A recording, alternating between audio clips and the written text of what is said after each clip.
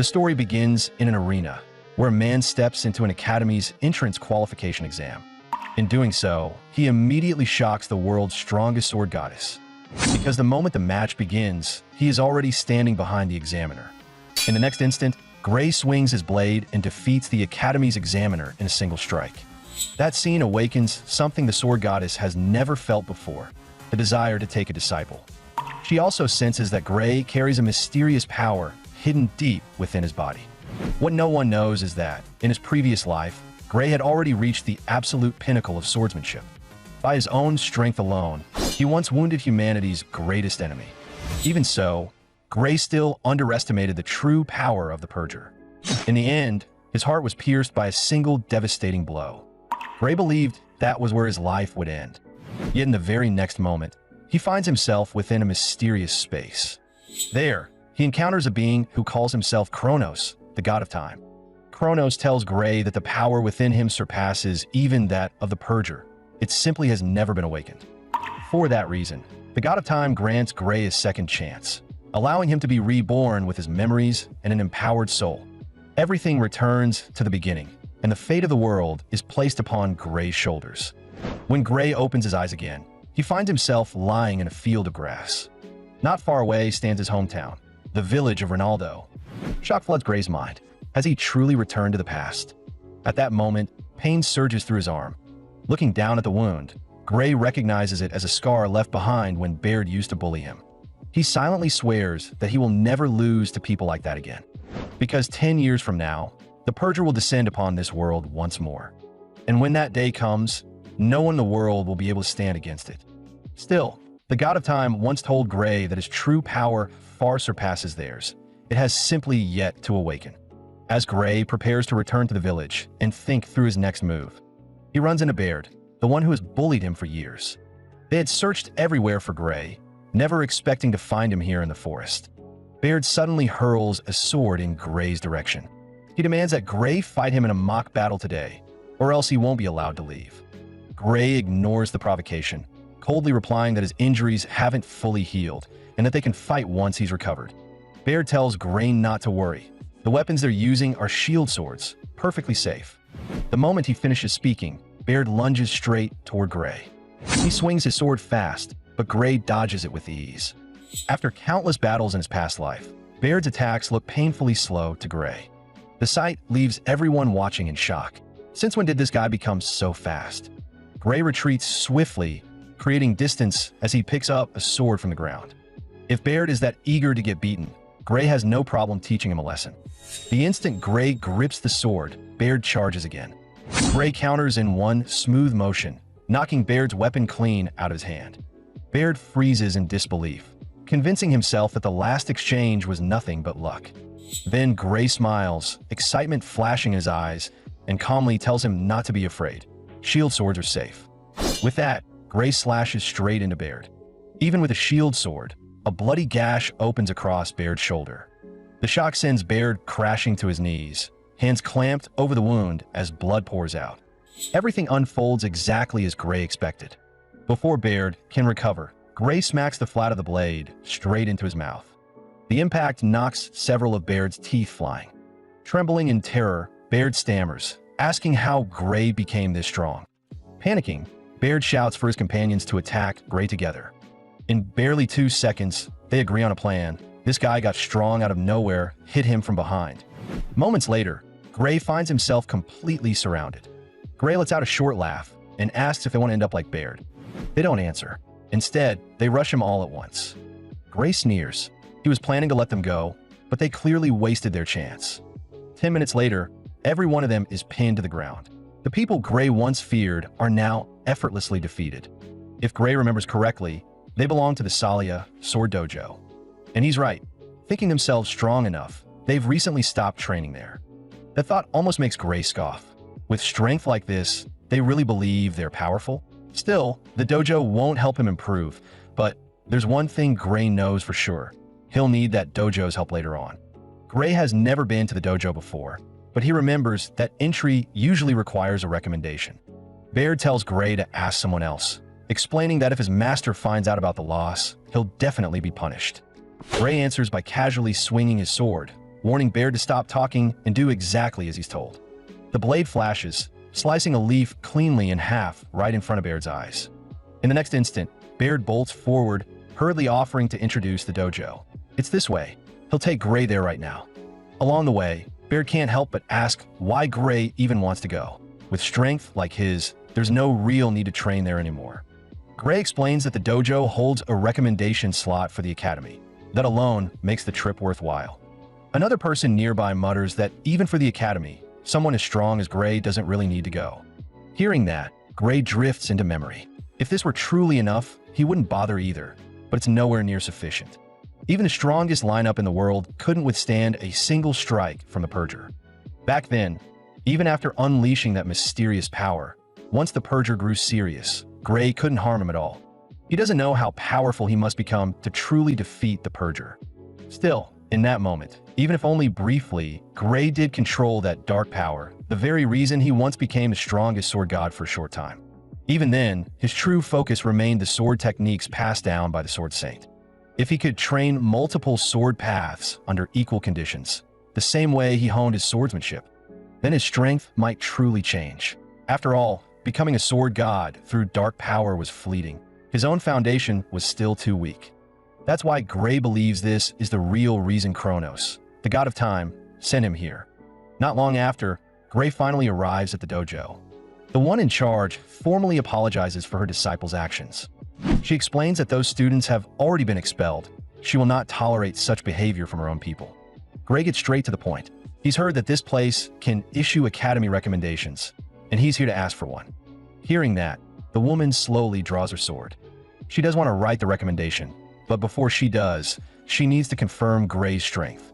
She tells him to make the first move. Once he's ready, he can attack at any time. Gray doesn't hesitate. The instant her words fall, he closes the distance, and within 3 seconds, they've already exchanged over a dozen blows. The dojo master lets out a quiet sound of surprise. Something about this young man feels off.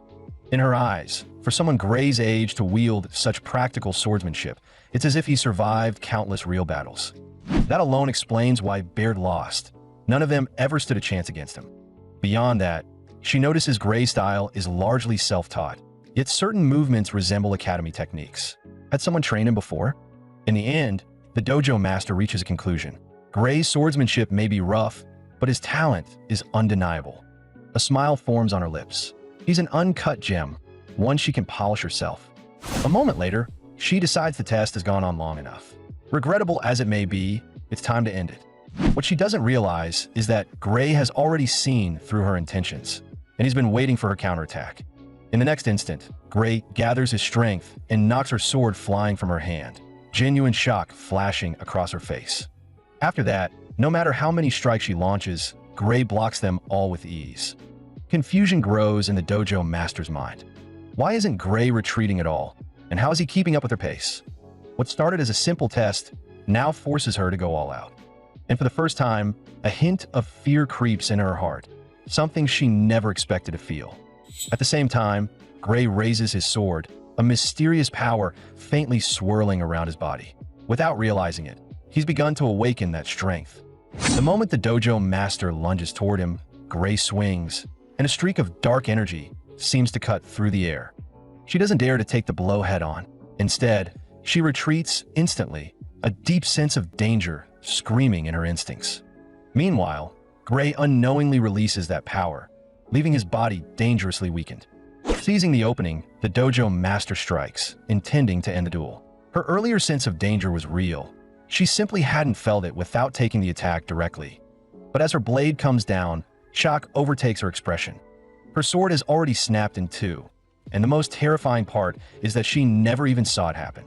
Only then does Gray realize that his earlier strike had already snapped the dojo master's wooden sword in half. If she had charged in at that moment, it wouldn't have been the blade that broke. It would have been her head. At the same time, Gray is just as shaken.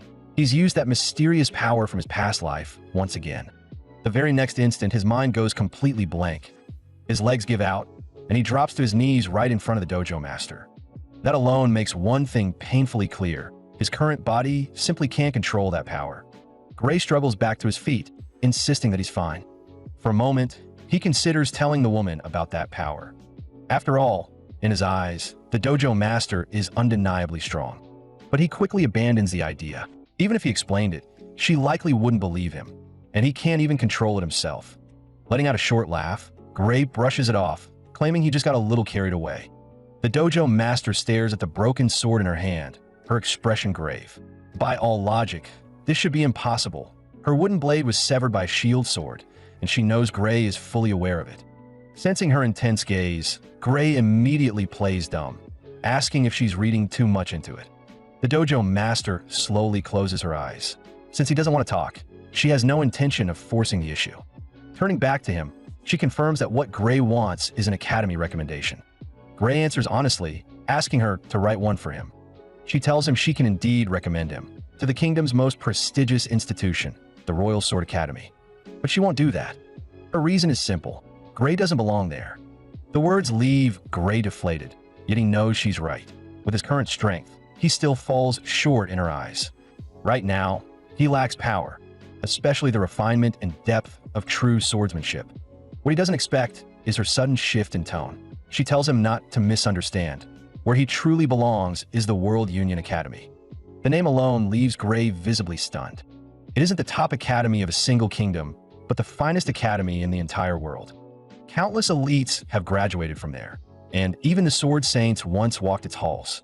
Gray asks her in disbelief how someone at his current level could possibly be accepted. The dojo master, of course, already understands that concern. She tells him bluntly that he's likely realized it himself. His body is nowhere near the standard required of a true swordsman.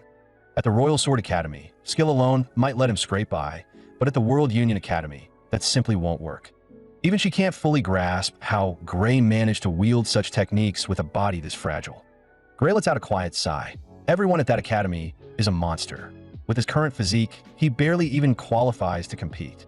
The dojo master tells him not to lose heart. There are still 9 months before the exam. The time is tight, but not hopeless. Hearing that, Gray's heart starts racing. Could it be that she plans to train him herself? Just as he expects, the dojo master warns him to prepare for suffering. What comes next will be nothing short of a true hellish training regime. Gray doesn't know how brutal that training will be, but that's exactly what he's hoping for. He bows respectfully, asking his master to guide him. No matter the outcome, he'll give everything he has to learn her sword. From that day on, Gray follows her training plan to the letter, pushing himself through relentless daily practice. Beyond training, he's forced to consume massive amounts of food, with his master ensuring he gets plenty of meat. He's even made to swallow bitter medicinal herbs that leave his mouth numb, all to harden his body. Still, swordsmanship remains the core of it all, taking up the vast majority of his time. In the blink of an eye, 8 months pass, and Gray's physical condition improves dramatically. Even the dojo master admits there's little left she can teach him. What remains is for him to set out confidently for the World Union Academy. Though a month remains before the exam, she believes Gray shouldn't take it in an unfamiliar place. It's better to arrive early and acclimate. Before he leaves, she prepares ample travel funds for him.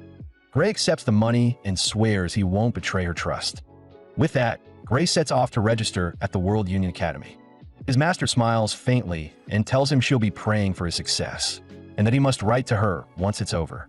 After more than 20 days on the road, Gray finally arrives at the World Union Academy. It's the first time he's ever seen a place this grand and luxurious. And soon after, the Academy begins distributing entrance passes for the exam. The World Union Academy's exam grounds are packed with countless candidates, yet only around 20 are expected to pass. Still, rumors say the number of successful applicants changes wildly each year. Sometimes 50, sometimes only 1, and other years even hundreds. There's never a fixed quota. Before long, a red-haired woman steps forward to face the crowd. She gets straight to the point, announcing the distribution of exam entry passes and instructing everyone to take the papers in front of them. In the next moment, she snaps her fingers. As the sound echoes, a surge of golden light washes over everyone present. Instantly, a sheet of paper appears in each candidate's hand. Gray looks down at his Candidate No fencing course. The red-haired woman's voice rings out from the platform, explaining that some may be surprised to find nothing written on the paper beyond their number and assigned course. She assures them this is how it works every year. The World Union Academy does not discriminate based on age, gender, nationality, background, or status. In this place, even names are meaningless. Only those who pass the exam and earn the right to cross the bridge will be asked for one. If they wish, successful candidates may even use a false name. The rule leaves Gray genuinely surprised. He never stated he wanted to take a sword-related course, yet the academy already decided for him. The red-haired woman explains that courses are assigned based on appearance alone. If anyone was placed incorrectly, they should raise their hand. She'd personally kneel and apologize. The claim sounds far too absurd. No one believes it. Most assume the academy investigated them well before the exam. Some even suspect she used some form of mind-reading magic. Either way, no one believes appearance alone determined their course. After a brief pause with no hands raised, the red-haired woman announces the official start of the exam. At the same moment, numbers appear on Gray's exam sheet. His fencing test is scheduled for AM on the first day. Gray curses under his breath. He never expected to be scheduled on the very first day. He'd hoped for more time to rest and let his arm recover. The red-haired woman calmly adds that this is a one-time practical exam. Anyone who arrives late will be disqualified immediately. Punctuality is mandatory. The academy does not accept individual requests to adjust exam times. Gray instinctively touches his injured arm. If only he'd had a few more days to heal. On his way here, he'd run into an ogre, and even an ogre general. In that moment of crisis, he'd use the mysterious power once again. With a single strike, he cut down the ogre general. Afterward, he needed a long period of rest. That was why he only arrived near the final stage of the academy's exams. His arm had been severely injured in that battle. It seems he has no choice but to take the exam while wounded. Before long, a staff member notifies Gray that it's time to enter the arena. He takes a deep breath, forcing himself not to dwell on the worst-case scenario. His left arm is fine, and his right can still move to some extent. This exam isn't impossible. The key is to find the examiners opening the instant the match begins, and end it fast. At the same time, another candidate is fighting the examiner in the arena ahead.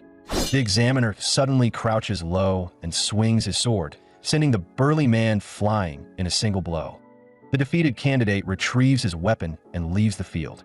A faint smile forms at the corner of Gray's lips. Even so, he knows the truth. With his current injury, defeating that examiner quickly will be extremely difficult. After dispatching the previous candidate, the examiner turns toward Gray and calls out, telling him it's his turn, no dawdling. Gray steps onto the arena, lacking confidence. His right arm is still badly injured. The examiner stands with his hands behind his back and tells Gray to make the first move, assuring him that going all out is fine. Hearing that, Gray tightens his grip on the sword. Whether invited or not, he was going all in. This is his only chance. In the next instant, Gray launches himself forward. At the same time, Gray recalls his master's teaching. Swinging a sword isn't about arm strength alone. It's about generating power from the entire body and transmitting it through the arm. Now, he decides to put that lesson into practice. Even if his right arm can't exert much force, as long as he can channel power through the rest of his body, he can still strike. In the blink of an eye, Gray closes in on the examiner and swings his sword. He follows his master's method precisely, yet he still can't fight the way he normally does.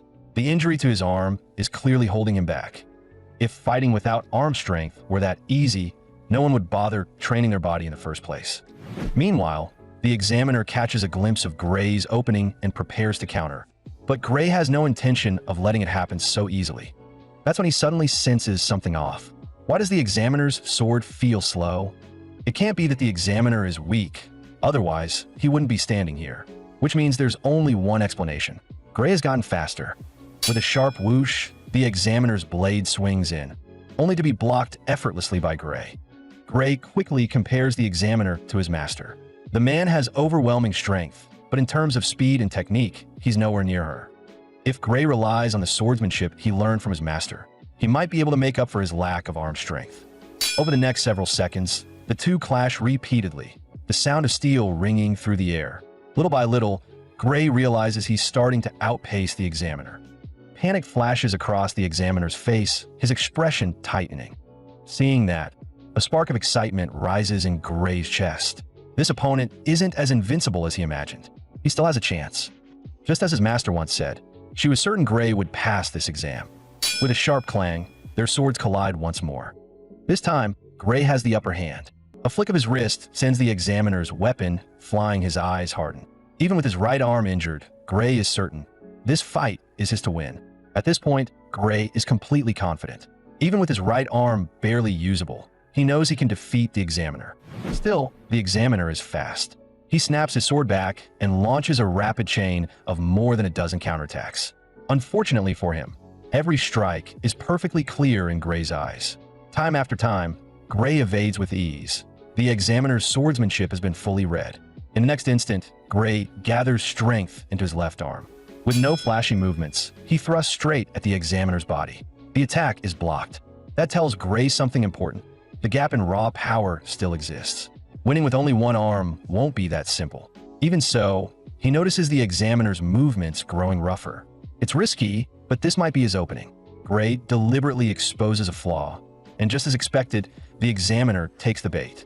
His heart pounds. He must withstand the next attack head-on. There can be no mistake. Without hesitation, the examiner swings. In his mind, this strike should end the match. Gray almost laughs. Finally, your opening. A wide, committed strike like that is the perfect chance to counter. His body dips low as he channels all his strength into his legs. With a powerful push, Gray vanishes from where he stood. In the very next moment, he appears behind the examiner. There's no better time to strike. No matter the difference in power, once he's behind him, it's over. Shock floods the examiner's eyes. He never imagined Gray could move this fast. Gray gives him no time to react. It's time to end this exam. Just as Gray is about to thrust his sword, a shout of "Stop!" echoes through the arena.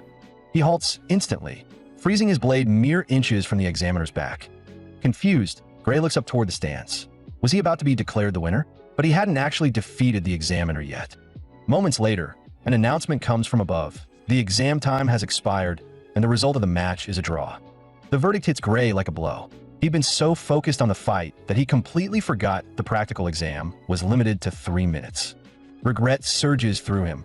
It feels like he's failed his master's expectations.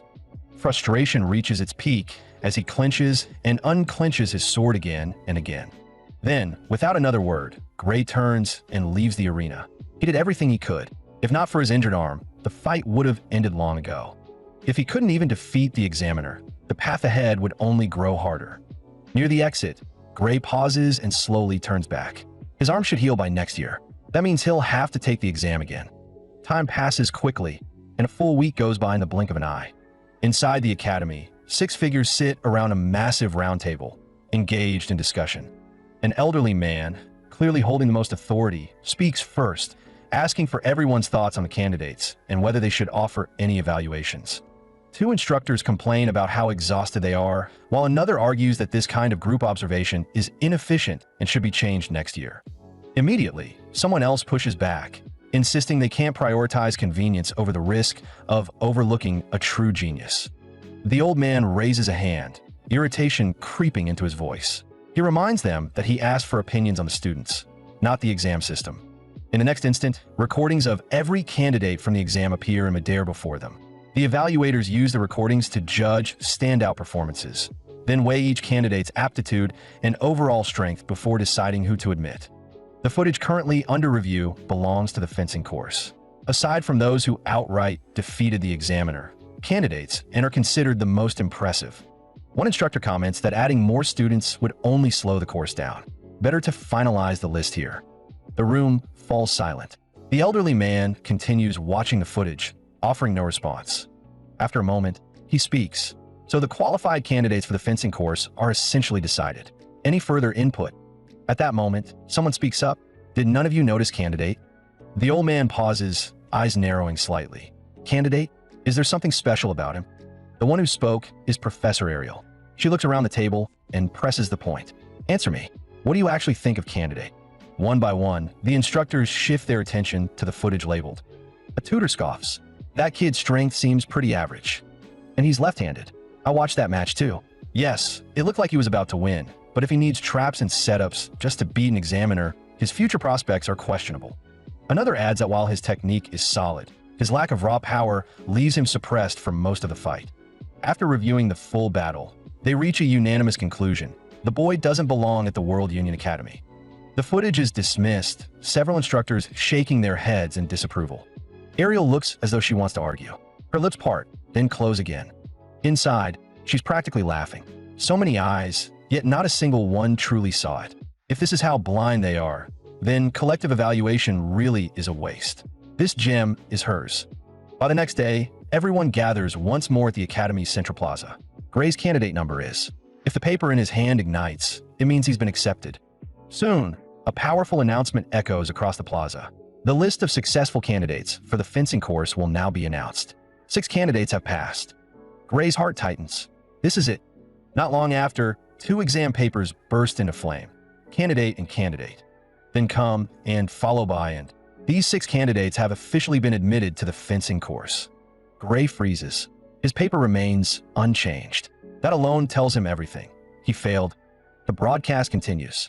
All successful candidates must cross the bridge and complete registration before the end of today. Laughter breaks out among those accepted, standing in sharp contrast to Gray's silence. His heart sinks. It seems he's let his master down after all. What comes next? Should he settle for the Royal Academy instead? Just as Gray and the other rejected candidates sink into despair, the next announcement cuts through the air. Next, God's Eye special admission. In the very next moment, Gray's exam paper flares with a cold blue glow. Candidate confirmed admitted. Shock floods his face. It isn't just him. Everyone present is stunned. A God's Eye admission has actually appeared this year. The realization hits Gray again and again. Does this mean he truly passed? Someone scoffs nearby. Another God's Eye pick. Haven't seen one of those in a while. Gray has no idea what God's Eye really represents. This is the first time he's even heard the term. Yet the looks aimed at him are filled with disdain. Isn't that just a backdoor admission? Looks like the World Union Academy has fallen. The words catch Gray off guard. He never imagined God's Eye selection would be seen as favoritism. Almost instinctively, his thoughts turn to his master. He has no connections of his own. So if anyone made this possible, her influence must run far deeper than he ever realized. Just as the 2 students who had mocked Gray continued whispering, an elderly man cut them off sharply. You two, watch how you talk about God's Eye special admission. His gaze turned cold. God's Eye is an honor category that has produced countless heroes over the past century. You kids don't understand anything. The 2 only laughed. Of course the old generation favors God's Eye. That was their era. One of them shrugged. We know exactly what God's Eye is. The recent ones, Amy White, Bella Albright, Rick Muller, and Jacob Renfield, they were all God's Eye admits. He sneered, and every single one of them failed. Even we current candidates know it. God's Eye's become a joke, just a backdoor label. But those words hit Gray like a hammer, because he knew the truth. Amy White had once reached the realm of the sword god in his previous life. Bella Albright stood at the very peak of magical power. And Rick Muller and Jacob Renfield were core fighters in the campaign against the Cleansers.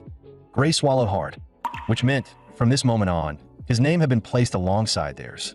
The broadcast sounded again. The entrance ceremony will begin in 30 minutes. Students who have changed into uniform, please assemble at the plaza in front of the main building. By now, Gray had already changed, just like the others. They waited, but no one came. For a moment, they wondered if they were in the wrong place. Soon, a professor rushed over, apologizing profusely. There had been an issue with the setup, causing the delay. He asked the students to step back so he could cast the spell here. Everyone retreated 10 meters, revealing golden magical patterns forming on the ground. Confusion spread through the crowd. The professor slowly placed his hand against the earth. In an instant, golden mana surged outward like a tide. A massive golden magic circle lit up across the entire plaza. Then, a golden staircase rose from the ground, linking directly to the interior of the building. Gasps filled the air. Such dense, controlled magic. Was this the true level of a World Union Academy instructor? In the blink of an eye, a second golden staircase manifested beside the building, drawing awe from every new student. The magic instructor chuckled. You may step onto the stairs and take any seat you like. The crowd was still buzzing about the massive teleportation array from moments ago. Gray didn't bother choosing a spot. He took the first empty seat he saw. It seemed the Academy wanted to hold the ceremony somewhere with a full view of the campus. Using high-tier teleportation magic, just for that felt absurdly extravagant. Still, no matter how you looked at it, Gray had officially entered the World Union Academy. Thinking back on the instructors he'd seen over the past 2 days, he couldn't help but feel a quiet sense of awe at the Academy's depth. Someone in front of him muttered, "Aren't there way too many seats? If they're only admitting 30 students, this feels excessive." Another person laughed. "You seriously don't know?" The student being questioned didn't look embarrassed at all. He scratched his head. Aside from sword training, he barely paid attention to anything else. A girl snapped her fingers. "Then let me explain. The World Union Academy lives up to its name, she said lightly. Top students from all over the world are being evaluated. It's not just us. She pointed upward. Look, aren't they already here? The sword-focused student's eyes widened. In the sky, multiple airships were approaching, accompanied by massive flying beasts. He jumped to his feet. That's insane. Gray looked up as well and noticed a smaller vessel suspended beneath one of the airships. His expression stiffened. The Strato airship. He had boarded it before, back when he was part of a cleansing suppression unit. One of the largest airships in the world, and they brought it out just for an entrance ceremony? Then again, that kind of excess suited the World Union Academy perfectly. As the airships landed, students from all corners of the world streamed into the venue. At that moment, a large, aged hand pressed down on the podium. It seems everyone has arrived, a deep voice declared. Then let the entrance ceremony of the World Union Academy begin. What followed was a speech that dragged on for half an hour. Gray nearly nodded off, realizing that even here, an entrance ceremony was still an entrance ceremony. At that moment, a student beside Gray stood up and announced, "Next, the chief students of each department will give their addresses. First, Swordsmanship Division's top student, Leon Hart Appius." As the figure stepped onto the stage, murmurs rippled through the crowd. Is that him? The one who defeated an examiner in an instant during the entrance exam? Rumors even claimed that his swordsmanship rivaled that of full professors. Leon Hart Appius, a name synonymous with pure talent. Gray studied him with interest. The guy was undeniably impressive. Strangely, though, Gray couldn't recall Leon Hart ever achieving anything truly decisive in his previous life. Leon Hart first offered a polite nod to the faculty, then asked calmly, "May I speak freely?" After a brief exchange of looks, the instructors nodded. With permission granted, Leon Hart began. His opening lines silenced the entire venue. "I have a formal complaint to raise with the Academy." Then, shifting tone, he added, "But before that, I'd like to greet all students who were admitted through standard procedures. It's an honor to be accepted alongside you. Let us strive together so that when we graduate, we may become people who truly contribute to this world." The response was lukewarm. The speech was painfully generic. No one cared. The complaint, however, had everyone listening. Leon Hart didn't mind. "I look forward to the day we stand tall, advancing side by side as students of the World Union Academy." Then his gaze sharpened, locking onto the back of the hall. "But unfortunately, among us, there is someone who doesn't belong here. Isn't that right?" he said coldly. Professor Ariel, the one in charge of God's Eye admissions. Ariel clearly hadn't expected the spotlight to swing her way. Internally, she scoffed. What an arrogant child. Outwardly, she smiled gently. Every student here passed the Academy's rigorous evaluations. They may not match your strength, but excluding them would be unwise. Her eyes narrowed slightly. "So tell me, are you suggesting that God's Eye selection is unfair?" What Leon had been waiting for was Professor Ariel's question. "I'm not talking about the students admitted through the regular exams." What Leon meant was the student Professor Ariel had brought in through the back door, the God's Eye special admission. Hearing Leon's words, Professor Ariel didn't get angry. She laughed instead. This kid really wasn't afraid, and it was hard to tell whether it was arrogance or confidence. Leon waved his hand and said angrily, "That special admit, step forward. Return your uniform and leave the Academy, because you don't deserve to stand here." But no one stepped forward, aside from the 30 admitted students on this side. The other hundreds of students had never seen Gray, and they wanted to see what the special admit Leon was talking about looked like. Gray naturally wasn't going to stand up in front of so many people. But where was Leon's hostility coming from? Luckily, Leon didn't know what Gray looked like. It was a close call, and maybe Gray wouldn't get dragged in if he didn't step forward. Ariel laughed. "Looks like this year's freshmen are quite energetic." Leon grew irritated. "Professor, I'm serious. Stop admitting students through the back door." In the next moment, Ariel appeared behind Leon and said lightly, "Do you really think you're stronger than the child I chose?" The entire crowd was stunned. Leon was the Sword Division's chief student, and Professor Ariel was saying he might be inferior to that special admit. Even Leon looked shocked. "Professor, that joke is going too far. How could I be weaker than that special admit?" Proud by nature, Leon felt openly insulted. He stared straight into Ariel's eyes. "Of course I'm stronger than him. Do you think I'm wrong?" Ariel didn't get angry. Instead, she seemed to like Leon's attitude. "Then how about we make a bet?" Now Leon looked confused. "What's there to bet? Just have him come up and duel me." Hearing that, Ariel's expression shifted. "The stake is my job, and that child's admission." The moment she said it, Both Gray and Leon froze in shock, and Gray could only think. This Professor Ariel is truly bold. Gray couldn't help thinking that Ariel was being far too reckless. With his arm injured, there was no way he could defeat Leon. Hadn't Ariel noticed that? Leon voiced his concern. "Are you planning to make me fight that special admit one-on-one?" Ariel shook her head. "I would never do something so crude. If you went all out, you could lose your life. As an educator, I can't risk a student's safety." The veins at the corner of Leon's mouth twitched. Ariel's words had clearly struck a nerve. He snapped back angrily. "Professor, are you provoking me? If that's the case, I'll accept the challenge, even if it kills me." But Ariel remained calm. "That's why we'll use monsters as the wager. It's much safer that way." She also knew full well that Leon excelled at dealing with monsters. Leon's expression tightened. "You're certainly well informed. So what exactly is the bet?" Ariel's request was simple. "All you need to do is kill the monster I designate." The match would be divided into several rounds, with each round featuring a stronger monster than the last. Whoever failed to defeat their assigned target first would lose. If Leon lost, Ariel would resign as a professor, and every special admit would be expelled. Gray let out a long sigh. What a hassle. He only wanted to train in peace. If Leon lost, everything would proceed exactly as Ariel had declared. Ariel stepped up to Leon with a provocative smile. "So, do you dare accept?" Leon was confident in his strength, but he needed to know what kind of monster he'd be facing. One of Leon's greatest strengths was that he never relied on blind confidence. Even when he believed he could handle any opponent, he refused to walk into an unknown trap. Hearing that, Ariel nodded and pretended to think for a moment. "Then let's start with an ogre general. If that sounds too easy, I can always arrange something more challenging." The entire hall erupted. An ogre general was far beyond what students like them could possibly handle. Meanwhile, Gray felt a growing sense of unease. Why an ogre general? Was there really some hidden scheme, just as Leon suspected? Leon slammed his fist onto the table. "Professor Ariel, I respect you, but this has to be a joke." He growled. "An ogre general isn't something a single person can kill on their own." Ariel clarified. "Of course, he won't be sent to kill an ogre general right away. I'll set the time frame to a full year. That should be reasonable." Leon still objected. If someone could train for just 1 year and defeat a disaster-level monster alone, people wouldn't be suffering anymore. Pick a more realistic target. No one could do that. Hearing this, Gray's mouth fell slightly open. A faint smile followed. Gray finally understood what Ariel was getting at. Meanwhile, Leon, still unaware he'd walked into a trap, pressed on. "You chose an unbeatable monster on purpose, so this ends without a clear winner. I won't agree to that." Ariel took a few calm steps forward.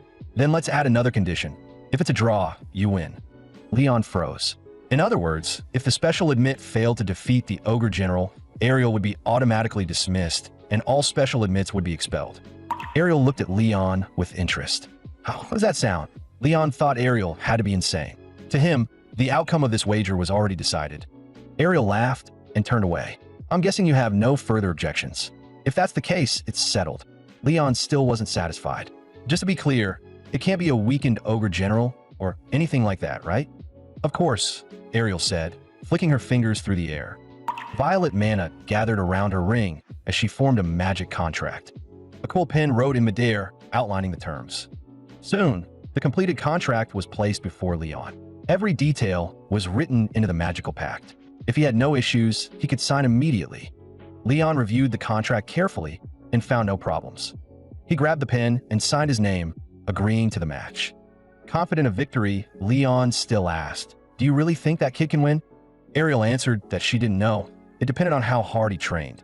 With everything done, Ariel calmly took her seat. Most of the other instructors thought Ariel had completely lost her mind. Seated in the back, Gray let out a long breath. He found the whole discussion painfully dull. Still, when Ariel set the time frame to a full year, Gray sensed something was off. Could it be that the one he defeated before enrollment was being counted as well? At that moment, Ariel's gaze met Gray's. Gray's heart skipped. From that look alone, he knew his guess was probably right. The wager had been decided from the very beginning. Ariel gave Gray a subtle, shushing gesture, his eyes filled with amusement. Not long after, Gray attended his very first class, magic class. Standing at the podium, the magic instructor spoke calmly. "Some of you may be surprised that we're starting lessons on the first day. But as Academy students, you must remember, no day can be wasted."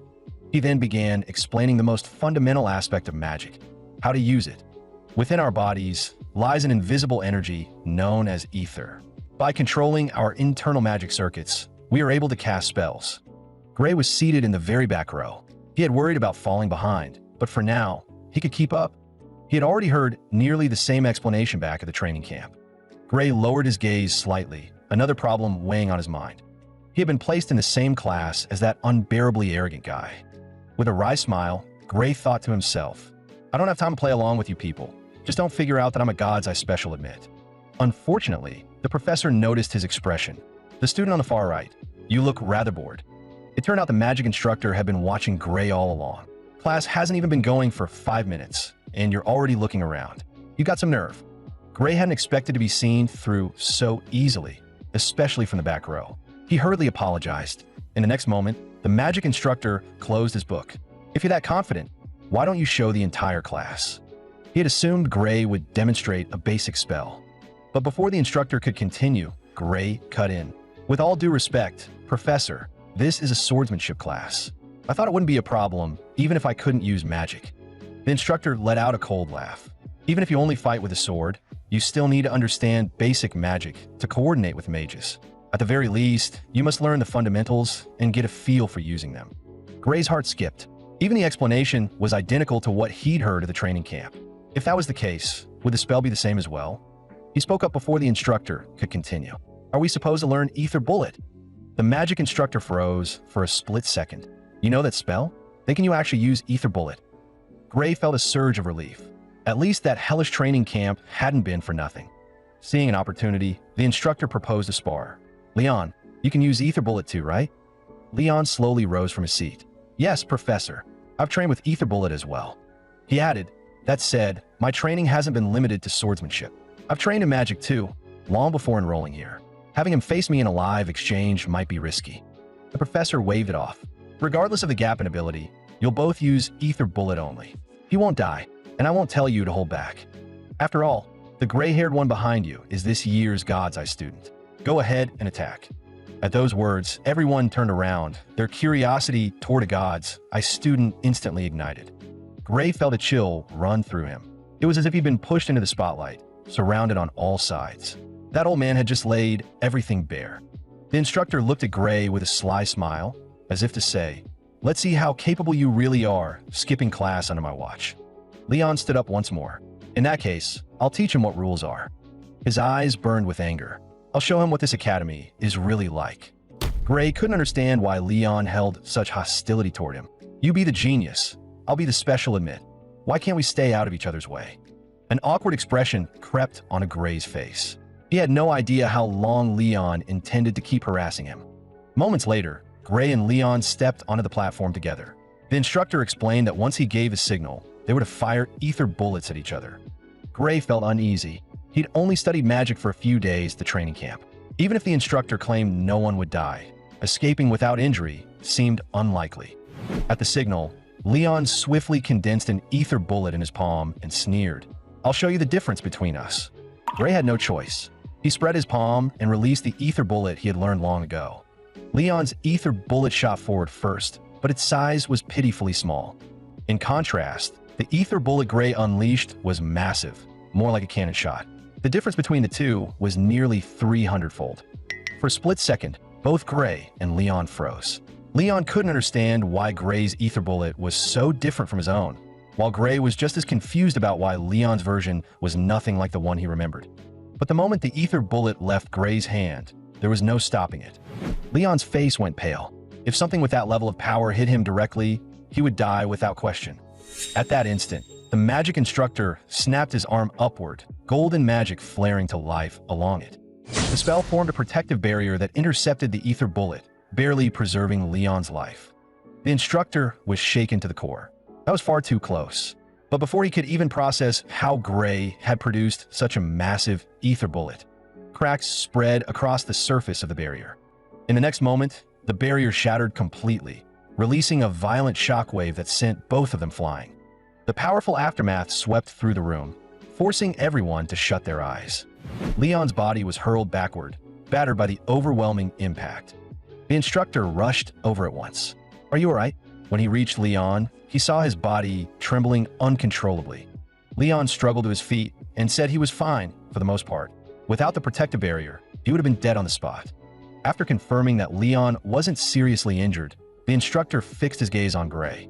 If the barrier hadn't reduced the impact, that single blow would have taken Leon's life. Just who is this young man?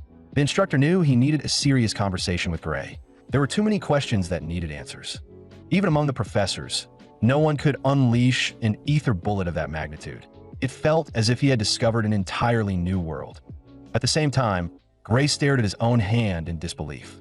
Why was Leon's ether bullet so different from his? Leon's spell had been far too weak. That definitely wasn't the version Gray knew. Could it be that the ether bullet Gray learned in the suppression unit differed from what the Academy taught? After all, that training came from magic theory 10 years in the future. Still, Gray asked with feigned confusion, "Did I use the wrong spell?" The instructor sighed. "What you used was definitely ether bullet. There's no mistake about that." The professor spoke gravely. "The ether bullet you fired was fundamentally different. What you used was absolutely not a standard ether bullet. Based on my understanding, that was a super compressed ether bullet." The entire class froze. None of them had ever heard of such an advanced form of compression magic.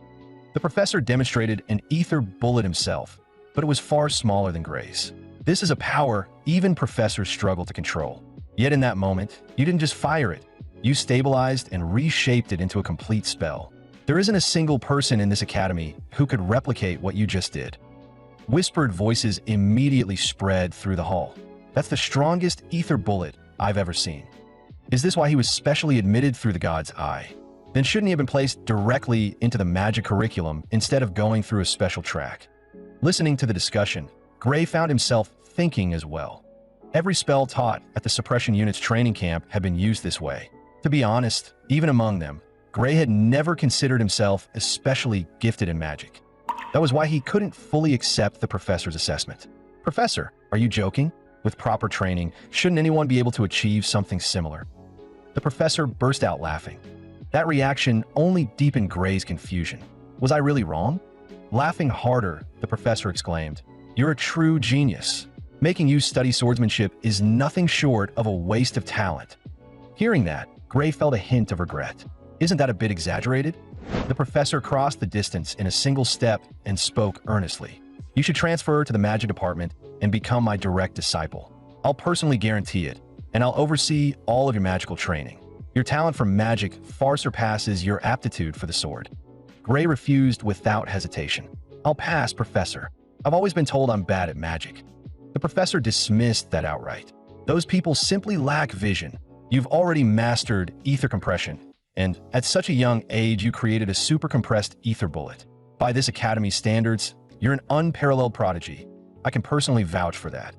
I don't know which fool claimed you lack magical talent, but they clearly have no idea what they're talking about. Gray, will you really not consider switching to the magic curriculum?"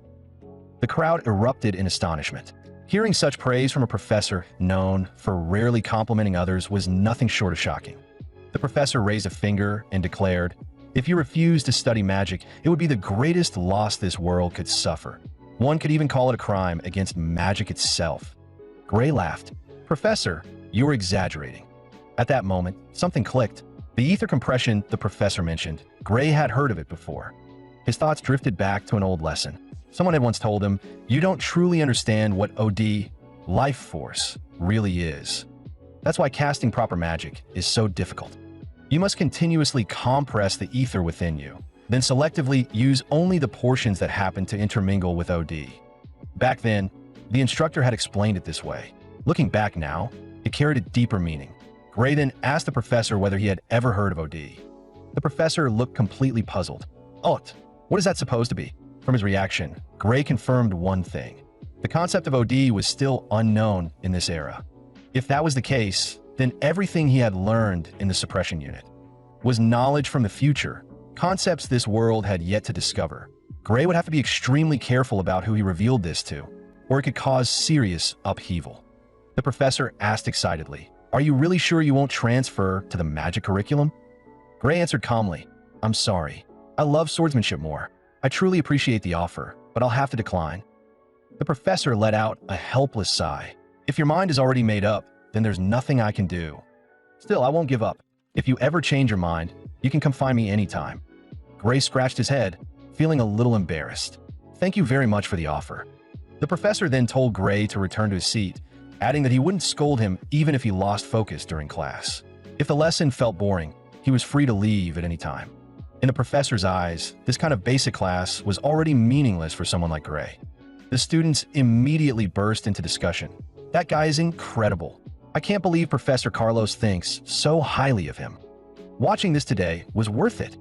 As Gray walked away, Leon took an unconscious step forward. His heart was pounding wildly in his chest. A red rose suddenly bloomed within his heart.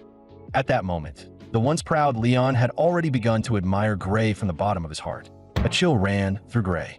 "Don't tell me I'm getting dragged into trouble again." After class, he received a note from Professor Ariel. "Come to my office after school." The message caught him off guard. He hadn't expected to be summoned so suddenly. Gray couldn't help wondering if Professor Carlos was behind this, trying to convince Ariel to transfer him into the magic department. Before long, he arrived outside Ariel's office, hoping his worries were unfounded. He knocked lightly, only to realize the door wasn't locked at all. After waiting with no response, Gray stepped inside on his own. "Sorry for the intrusion," he said. The next instant, a sword came flying straight at him. Almost purely on instinct, Gray drew the blade at his waist. With a single, fluid motion, he knocked the attacker away, the movement smooth and decisive. The girl froze in surprise, clearly not expecting him to react so fast. What she didn't know was that it wasn't conscious thought at all. Gray's body had simply responded on its own. Still, one question lingered. Why was I attacked the moment I walked in? Then Gray's eyes widened. The girl in front of him looked strangely familiar. She slowly turned around, revealing blue hair, golden eyes, and a delicate, striking appearance. Sitting nearby, Professor Ariel laughed. "Impressive reflexes. It seems my judgment was right. Bringing you into the academy was the correct choice." Two other instructors stood nearby, clearly unconvinced. One muttered, "Bella, were you holding back just now? Did your mentor tell you to go easy? Your form was flawless, but your sword got knocked away far too easily. That doesn't add up." Hearing the name Bella, Gray's heart skipped. So it really was her, Bella or Black. In his previous life, she had gone on to become a witch, and the very mage who once taught him magic. Ariel couldn't be bothered to humor them.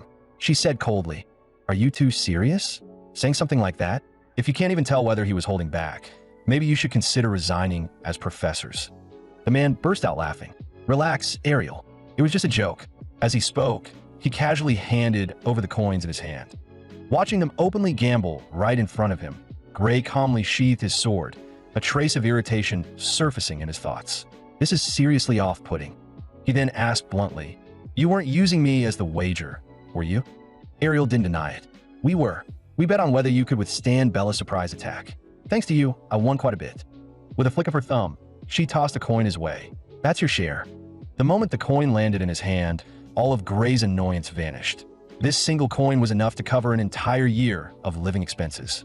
One of the instructors studied Gray's arm and spoke up, just as Ariel said.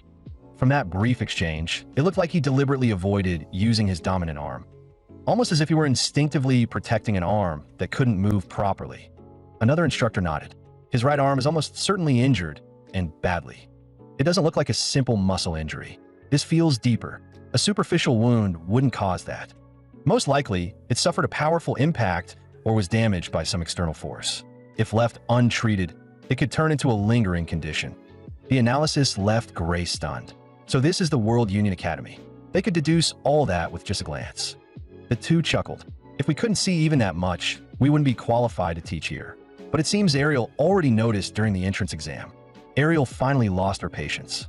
"Now that you understand, could you two please leave? He is my student, and I won't abandon him. Don't act like you know better than I do." Before leaving, the two instructors added one last remark. "We admit he has potential, at least for now. We hope you'll guide him properly. But there's something you must keep in mind. If that injury can't be healed, it means he still hasn't truly met the Academy standards. In that case, his path here will be extremely difficult." Their warning sent a chill through Gray's chest. "Looks like I really need to find a way to heal my arm." Once they left, only 3 people remained in the room. Ariel spoke again. "Finally, the annoying ones are gone. Now, then, let's talk about magic, and about the girl standing beside you. I heard something interesting today. Apparently, you used super compressed ether in Professor Carlos's class. Carlos told me himself. He even came to my office and asked that you be transferred to the magic division, but I turned him down. As she finished speaking, Ariel slowly set her coffee cup down. Under her gaze, Gray felt completely exposed. She could tell at a glance that he was better suited to wielding a sword than casting spells. When their eyes met, Gray was startled. Her pupils, they changed. Ariel stated calmly that he didn't appear skilled at ether compression. He didn't even look like someone who had practiced it properly. Gray took a guilty sip of tea. She saw through it instantly. I really shouldn't lie in front of her. He admitted it outright. He had never formally trained in compression magic. Gray's answer was completely within Ariel's expectations, since no one could lie in front of her. Yet she still wanted to know what kind of trick he had used and promised she would never tell anyone, even offering him a reward. Her insistence on understanding compression magic was for the sake of the girl beside her. I want you to become her teacher because this compression magic is tied to her fate. Hearing that, Gray wondered if Professor Ariel had called him here specifically because of Bella. Ariel confirmed it. Although she was a genius in magical theory, her practical application was still far from the top level. No matter what she tried, she simply couldn't properly use ether compression, which was why she couldn't create super compressed ether. In his previous life, Gray had heard that Bella Albright was a resonant, and now the reason was clear. According to what Professor Ariel had heard from Professor Carlos, when Gray used super compressed ether, it didn't even look like compression. If there were a way to use super compressed ether without actually compressing ether, then she wouldn't need to be sent to Professor Bradley. Gray slowly set his coffee down, quietly repeating the name, Professor Bradley. The next moment, he froze. You mean Varian Bradley? Ariel nodded. I knew you'd heard of him. Of course Gray had. Varian Bradley was infamous. That man had conducted countless human experiments, killing many in the process.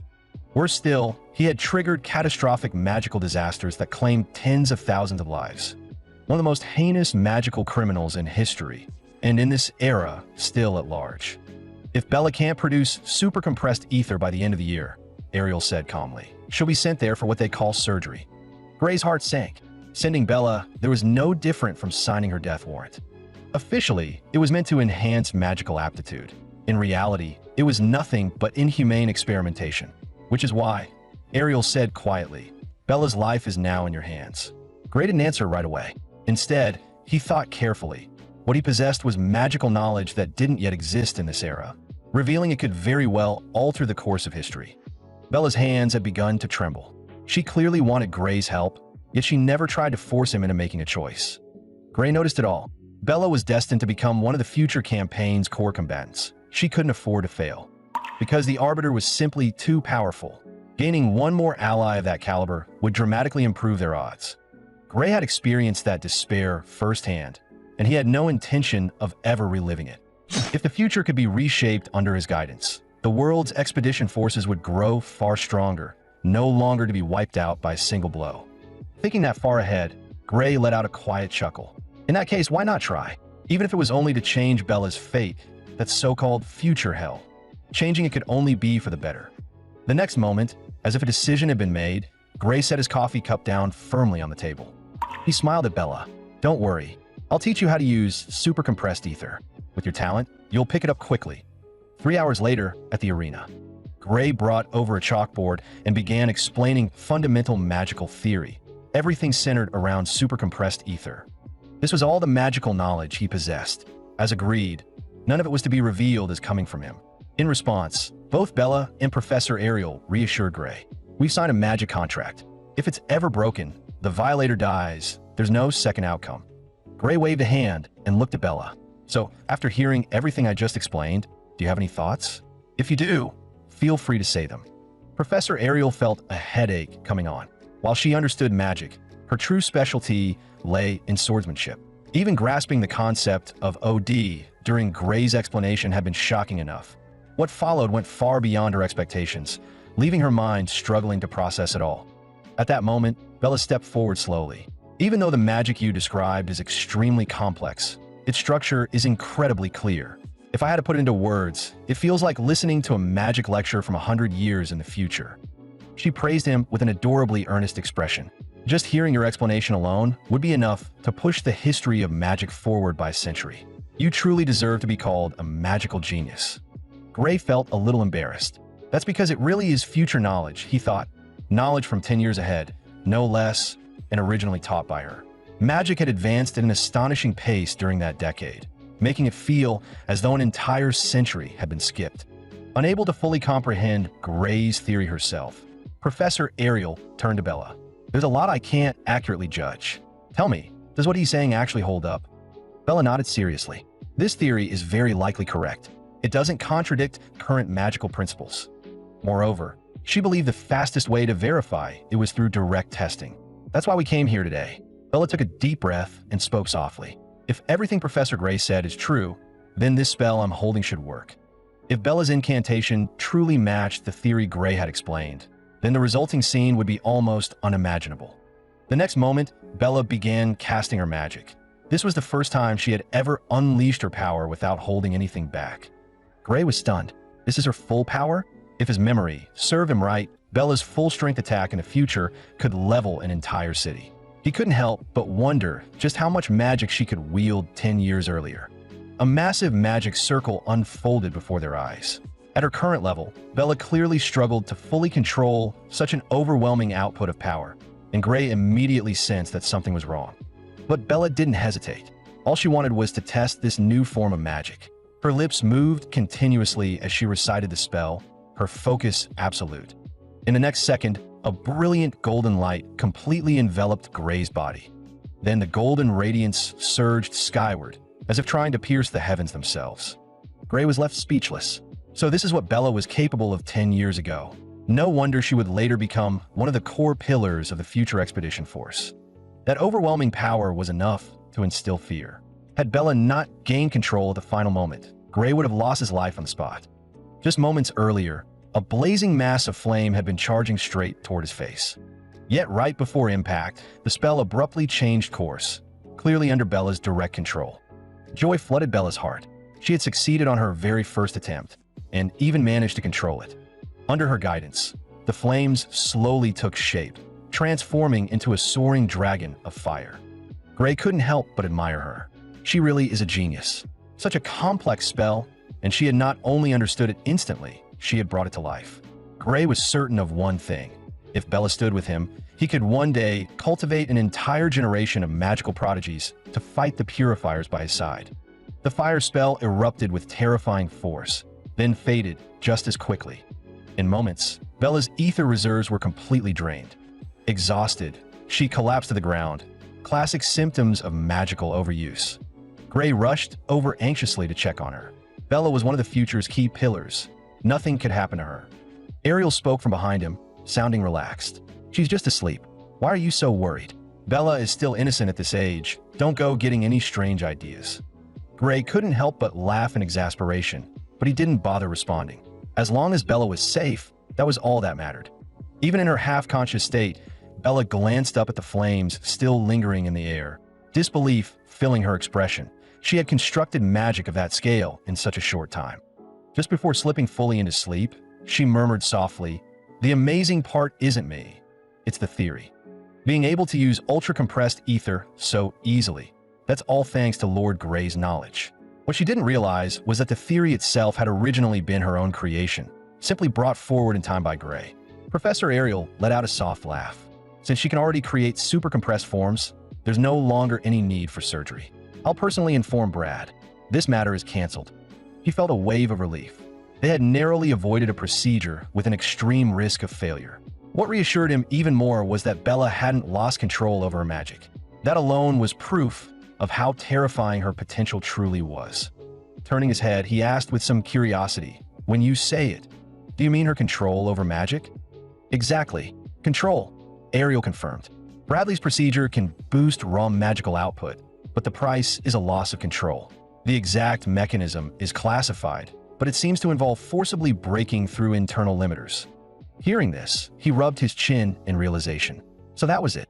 In the past world, the witch who failed to wield her overwhelming power had undergone that very procedure. There was no doubt about it. Ariel burst into laughter. "But thanks to you, Bella can now produce super compressed forms. That means the conditions of our contract have been fulfilled." With a flick of her hand, she continued, "Now it's my turn to honor the agreement. First, your arm." Ariel had already made up her mind. She intended to cast a spell known as Heal to restore his injured arm. In the next instant, blue magical energy surged from her palm, making him stare in astonishment. She pressed the glowing energy against the back of his hand and began treating his damaged right arm. A powerful healing force wrapped around his entire arm, bringing with it a cool, soothing sensation. The spell worked quickly. Ariel asked him how it felt. He rotated his wrist and immediately noticed the improvement. What shocked him most was that his wrist could now move as freely as it once had. Excitement surged through Gray. "Thank you so much, Professor. Does this mean I officially qualify for admission to the Academy?"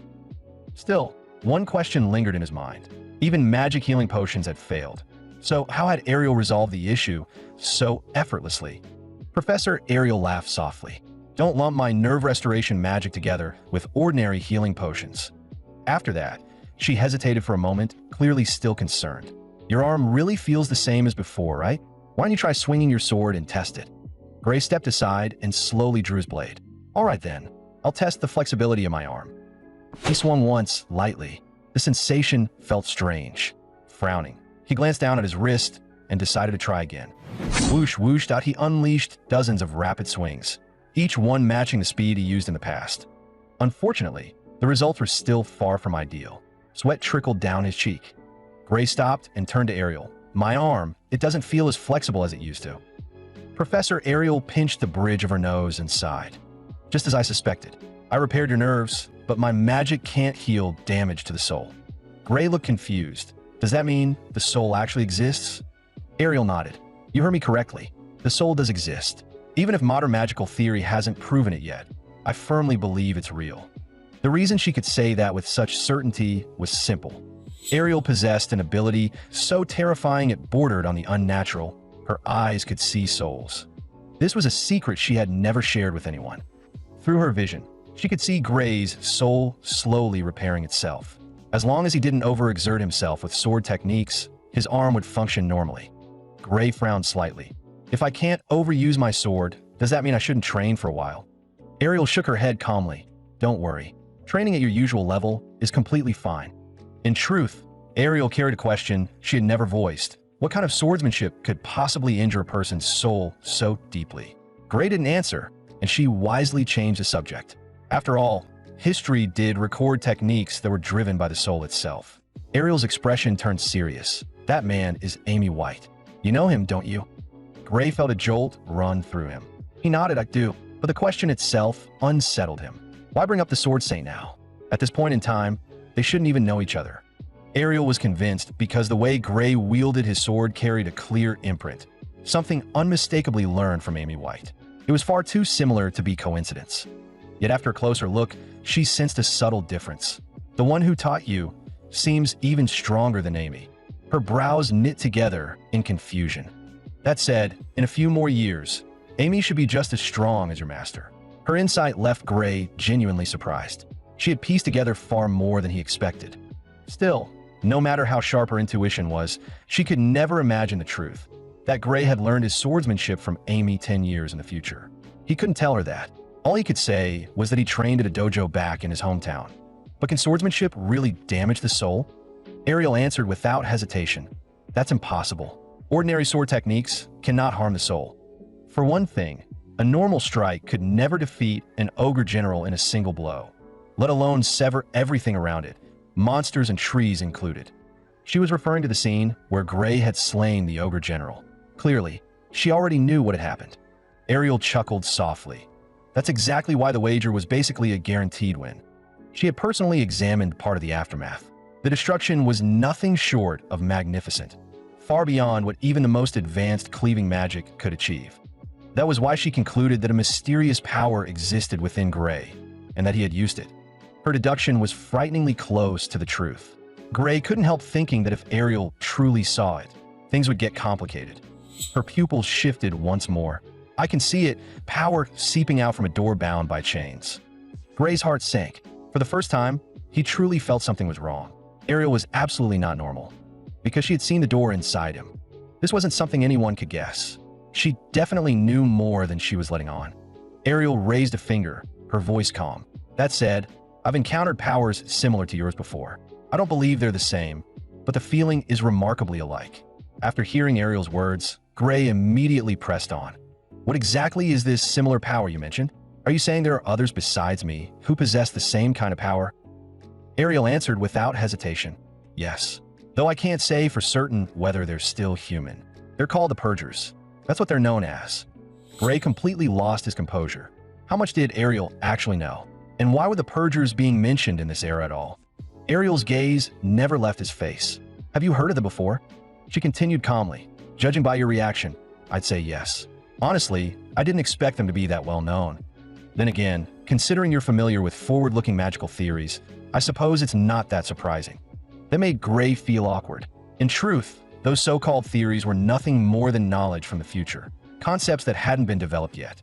Ariel asked with open curiosity, how much do you know about the Purgers? Tell me everything you can. Gray hesitated. Should he really tell her the truth? Even if he did, she probably wouldn't believe him. All he knew for sure was this. The Purgers were extremely dangerous to humanity, and their power was overwhelming. They had to be stopped before they ever appeared. And if that wasn't possible, then no matter the cost, they had to be eliminated. After a moment of thought, Ariel nodded. Your stance may be extreme, but I agree. They're incredibly dangerous. Even so, Varian Bradley still seems intent on continuing his experiments. That left Gray confused. That madman, does this really have something to do with him? Ariel let out a cold laugh. Of course it does. In fact, the connection is significant. According to the information she possessed, the Purgers were precisely the beings Varian had been attempting to summon. Gray froze. The Purgers were something humans try to create? Then why had he never heard of this in the future? Thinking back, he suddenly realized something unsettling. On the previous timeline, the Academy had acted as if it already knew when and where the Purgers would emerge. A chilling possibility surfaced in Gray's mind, sending a shiver down his spine.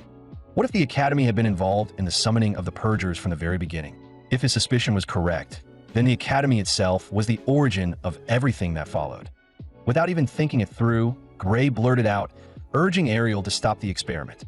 To his surprise, Ariel shared the same intent. Unfortunately, the professor in charge of the project held the same rank as she did. She had no authority to shut him down or to terminate the experiment outright. In fact, Ariel had already pressured the upper administration to cancel the project, but they had ignored her. That only made Gray wonder who these so-called higher-ups really were. On this matter, even Ariel was powerless. Gray simply lacked the clearance. Without an order from above, no one could forcibly halt the experiment. Gray let out a long sigh. They won't even give a name. The Academy's leadership is far more tangled than I imagined. Then a thought struck him that if they could prove that madman was a criminal, wouldn't that solve everything? In the previous timeline, Varian Bradley's illegal experiments had cost tens of thousands of lives, and Gray even knew where those experiments had taken place. With that in mind, he immediately made a proposal to Ariel. I know where he's conducting the illegal experiments. If we catch him in the act, we might be able to put an end to this. Ariel rejected the idea once again. That won't work. Entering a professor's research facility without authorization is a serious crime in itself. If you can't present solid evidence, the only ones who will end up in prison will be us, she said bluntly. Unless you already have proof of his crimes. Her words left Gray silent. He didn't have any concrete evidence. And without it, this matter would have to be put on hold. With that topic settled, Ariel turned her attention to Gray's power. Don't you want to learn how to control it? The question sent a shock through him. Was she saying it was actually possible for him to master his own power? She shook her head. I can't teach you that. But there is a professor at the Academy who specializes in dealing with unknown forces. His name is Siskit. Gray's heart skipped a beat at the name. Siskit, the man who had personally trained the Sword Saint. Ariel had clearly anticipated his reaction. Tomorrow, I'll arrange for you to begin private training with him. Gray nearly shouted in his mind. This was perfect. He had come to the Academy for this exact purpose, to gain control over that power. And now, a lead had appeared far sooner than he expected. The next day, Gray began special training under the guidance of a true powerhouse. The one instructing him was none other than Siskit Langfellow himself, in a one-on-one private session. What surprised Gray was that the so-called training consisted of nothing but running. He had no idea what the instructor intended to teach, but he knew one thing. He only needed to obey. At that moment, Siskit suddenly turned his head. Your mind is drifting. I can feel it. You lack focus. If you still have time to daydream, then pick up the pace and run harder. Listen carefully, Siskit said coldly. Only when every last drop of your stamina is drained with the power of the soul awaken. As long as you have even a trace of strength left, we don't touch the sword. Understood. Gray more or less understood what he meant. Even if he didn't grasp it completely, he would follow through. After all, the man before him was among the strongest. And so, Gray endured a full week of brutal, hellish training with him. Once the training ended, Gray returned to Ariel. She asked how things had gone with Siskit. Gray replied awkwardly, "Honestly, I didn't feel much. I just ran every day, but my body definitely feels stronger now. As for swordsmanship, we only practiced a little at the very end." Ariel chuckled softly. That does sound exactly like that old man style. At that moment, someone walked in, interrupting their conversation. It was a woman. She handed Ariel a sealed letter. Gray wasn't sure if it was just his imagination, but as Ariel read the letter, her body visibly trembled. A second later, her expression twisted with rage. Gray stepped forward at once. Is something wrong with the letter? But when Gray read its contents himself, his expression turned just as grim. The letter stated that although Bella had produced results related to supercompressed ether, the inspection concluded that it did not qualify as true compression. Therefore, it could not be officially recognized, and the responsibility was attributed to Varian Bradley. Rage surged through Gray. He couldn't stop himself from cursing out loud. That man was nothing but a lunatic. Ariel gestured for Gray to calm down. From the look of it, Varian Bradley was determined to force Bella into the surgery, even though she no longer needed it. Gray offered a simple solution, then have Bella refuse. Unfortunately, that wasn't an option. The contract was already in effect. Unless Bradley himself invalidated it, Bella had only two choices: withdraw from the academy or undergo the surgery. The news sent a chill through Gray's entire body. If Bella went through with that procedure, her future would be ruined. The next moment, Ariel slammed her hand onto the desk, her gaze unwavering. "Gray, I need your help." What she wanted was the location of Bradley's laboratory. If she could expose his crimes, the contract would automatically become void. Hearing that, Gray smiled faintly. "Didn't you tell me before that acting without evidence was dangerous?" he asked. "So why aren't you afraid now?" The reason Ariel made this decision was simple. She trusted him. If they found that place, there would be evidence. Perhaps she had believed him from the very beginning. Her eyes had already shown her the truth.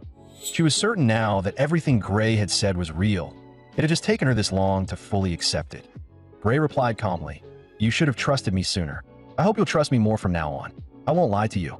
Ariel nodded and asked him to guide her immediately. "Then let's work together," she said, "and expose everything that man has done." Gray told her plainly. The laboratory was hidden in the mountains near Toryul village. Ariel was familiar with the area. What surprised her was that Bradley had chosen to hide near such a small, remote settlement. Gray knew exactly what was happening there. Bradley was conducting illegal experiments inside a facility that operated under official authorization. Ariel agreed.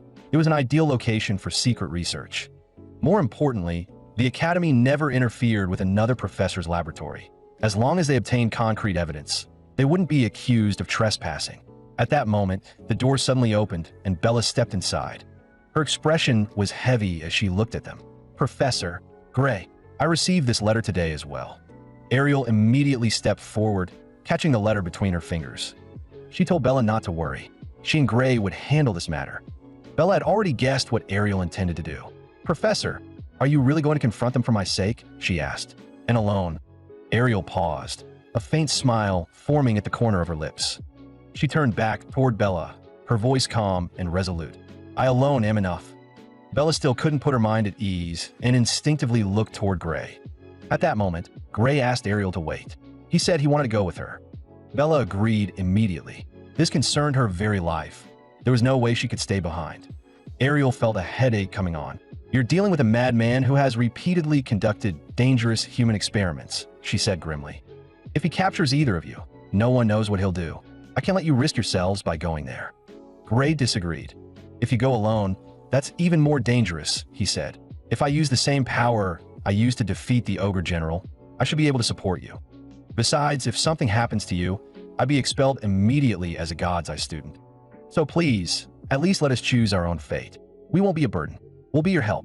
Ariel looked at the two of them and fell into brief silence. Then she let out a deep sigh. "From the sound of it, even if I tried to stop you, you'd follow me anyway." "Fine," she said at last. "I'll allow you to come, but on one condition. No matter what happens, your personal safety comes first." Gray and Bella answered at the same time, solemnly agreeing. Even without her saying it, they understood. Soon after, the three of them set out for the mountain. Under Gray's guidance, They arrived in front of a building. Bella hesitated. Is he really conducting illegal experiments in a place like this? Ariel told her not to doubt it. What mattered now was entering and finding evidence. Gray spoke with absolute certainty. I'm sure of it. He's in there. Seeing his confidence, Ariel and Bella's eyes sharpened. If you say so, they said, then we trust you. Ariel shared a piece of good news first. Varian Bradley should be attending a Magic Association meeting right now, which meant he wasn't here. However, the main entrance was likely rigged with traps, so they would have to break in through a side entrance. From that point on, it was time for Ariel to take the lead. She made it clear that once inside, their top priority was to secure solid evidence. At that moment, Bella hesitated and asked again, Professor, are you really going this far for me? Is someone like me truly worth all this? Before Ariel could respond, Gray cut in. You've got that wrong, he said firmly. Stopping his experiments is for the sake of this world, not just for you. Do you understand? A moment later, at Ariel's command, all three of them charged forward. Gray moved faster than the other two, taking the lead. At the same time, flames began to gather in Ariel's hand. With a sweeping motion, countless bursts of fire slammed into the side wall, blasting it apart in an instant. The power of her magic was overwhelming. A single, casual spell created destruction on that scale. Gray couldn't help but be stunned that weren't they supposed to be sneaking in? This was anything but subtle. After a massive hole was blown open in the sidewall, the three of them rushed inside. But the moment Gray saw what lay within, he froze. The laboratory was littered with corpses, every single one of them Bradley's experimental subjects. Ariel had planned to carefully search for evidence, but after a single glance, she realized it was everywhere. Just then, they noticed something else ahead. Not far away stood a structure that looked unmistakably like an altar. Bella faltered. What do we do now? Do we stick to the plan, take the evidence, and leave? Or do we save anyone who's still alive? Gray turned to her immediately. This place is too dangerous to stay. If we waste time, Varian could come back at any moment. The instant his words fell, a stranger's voice echoed behind them. A figure slowly approached from the shadows. Were you calling for me just now? The moment Ariel recognized him, she spoke calmly. So, how did your meeting go, Varian? The man slowly approaching them was none other than the twisted experimentalist himself, Professor Varian Bradley. Gray immediately shifted into a combat stance. He never imagined that Varian would show up here in person. Varian replied evenly, I sent a substitute to attend the meeting in my place. I have far more important experiments here. Leaving was never an option. Ariel frowned slightly. And what exactly is this important experiment you're talking about? As it turned out, Varian had recently acquired a batch of fresh experimental materials and intended to test them while they were still usable. Unfortunately for him, the plan had changed.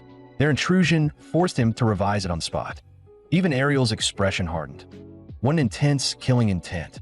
Gray, on the other hand, remained surprisingly calm. They had seen things they were never meant to see. Being silenced was inevitable. Varian's gaze locked onto the three of them. He didn't know how they had learned the location of the laboratory, but one thing was certain. They hadn't told anyone else before coming. Which meant that if the three of them disappeared here, no suspicion would ever fall on him. Bella was nearly frozen in fear. Ariel's irritation surged. Don't tell me you're planning to turn us into experimental subjects. Varian chuckled softly. Don't be so dramatic. Your sacrifice will push the boundaries of magic itself. Since I can't let you leave alive, I'll make sure you're put to the best possible use. In the next instant, a massive fireball was launched straight at Varian's face. The sudden attack clearly caught Varian off guard. A thunderous boom echoed as the fireball detonated right in front of him. Ariel instinctively glanced at Bella, clearly surprised by how decisively the girl had acted. Bella's expression was cold and resolute, not a trace of hesitation in her eyes. Her hatred toward Varian ran deep. There was no mercy in her strike. And yet, to everyone's shock, the attack hadn't dealt Varian any damage at all. Varian spoke with an almost playful tone. So the God's Eye Ariel is still as sharp as ever. I never expected your special admit to possess such outstanding talent as well. He narrowed his eyes. In that case, I'll have to be more careful. After all, besides Bella, there's another God's Eye candidate standing here. His gaze shifted to Gray, his voice dripping with disdain. I find your little tricks laughable. Mere academy students daring to assassinate a professor. How utterly disgraceful. Bella let out a cold laugh. I'd rather kill than be killed. Too bad I didn't seize the chance to blow you to pieces in one shot. Ariel immediately ordered the two of them to retreat. She could already sense the situation spiraling out of control. More importantly, they had obtained the evidence. Everything else should be handled by the Academy. Unfortunately, whether they wanted to leave or not wasn't entirely up to them. In the next instant, Varian unleashed a burst of dark magic aimed straight at Bella. At the critical moment, Ariel expanded a golden barrier in front of them. She once again urged Bella to leave immediately, declaring that she would handle everything from here on out. But Varian interrupted her coldly. Futile. This is one of my research devouring flame. A fire that consumes defensive magic and converts it into my own power. As the two spells clashed, the golden barrier began to crack under the prolonged pressure. In theory, this spell was nearly impossible to block. Its only drawback was the consumption of rare materials. Moments later, Ariel's golden barrier was on the verge of being completely devoured by the black flames. In the next instant, a sharp blue light burst from her eyes. A second defensive magic circle, this one glowing blue, materialized behind the original golden barrier. Yet the dark magic showed no fear at all. It slammed straight into the defenses without hesitation. Cracks spread rapidly across Ariel's barrier once again. She immediately ordered, "Bella, hand me the spell memory band." Ariel had already recorded everything happening on site. Once Siscott saw the footage, he would know exactly how to proceed. But Bella didn't respond. Instead, she slammed her staff hard against the ground. Centered on Bella, a brand new defensive magic circle expanded outward, a circular barrier. Ariel panicked. "What are you doing? I told you to retreat immediately." But Bella had no intention of leaving Ariel behind. She had seen the cracks forming in Ariel's shield and stepped in to reinforce the defense. Ariel clenched her teeth. "We agreed before coming here. If anything goes wrong, your life comes first." Varian's magic is clearly abnormal. Even defensive arrays can't withstand it. "I'll buy time. You need to leave now." Yet at the exact moment she finished speaking, her own defensive array shattered. Fear flashed through Ariel's eyes. Only 2 minutes, and it broke through. There's definitely something wrong with that spell. But as Ariel's defense collapsed, Bella remained calm. Even if your defense is destroyed, Professor, it doesn't matter. The black flames surged forward, colliding head-on with Bella's defensive magic. From Bella's perspective, Varian's spell wasn't incomprehensible. It simply required a different defensive structure. Varian was stunned. That's impossible. The counter theory for devouring flame is known only to us. How could you possibly know it? Bella chuckled softly. Recently, someone taught me a new theory. With it, every magical formula looks incredibly simple to me. Hearing that, Varian's lips twitched. "You're saying you broke my dark magic with nothing more than a new theory?" He clearly didn't believe it. His voice turned cold. "Tell me who the traitor is. Say it, and I'll grant you a painless death." Bella smiled lightly. "You want to know who taught me? Sorry, that's a secret. I'm not telling you." Gray was momentarily stunned. He hadn't expected Bella to show such composure. But in the next instant, his expression hardened. He stared ahead and warned her immediately. This attack was dangerous. Varian pulled out a dark red crystal from his robe. Without hesitation, he crushed it in his hand. "If you're so eager to die," he said coldly, "then perish in my flames." In the next second, more than a dozen skeletal forms burst out of the shattered crystal.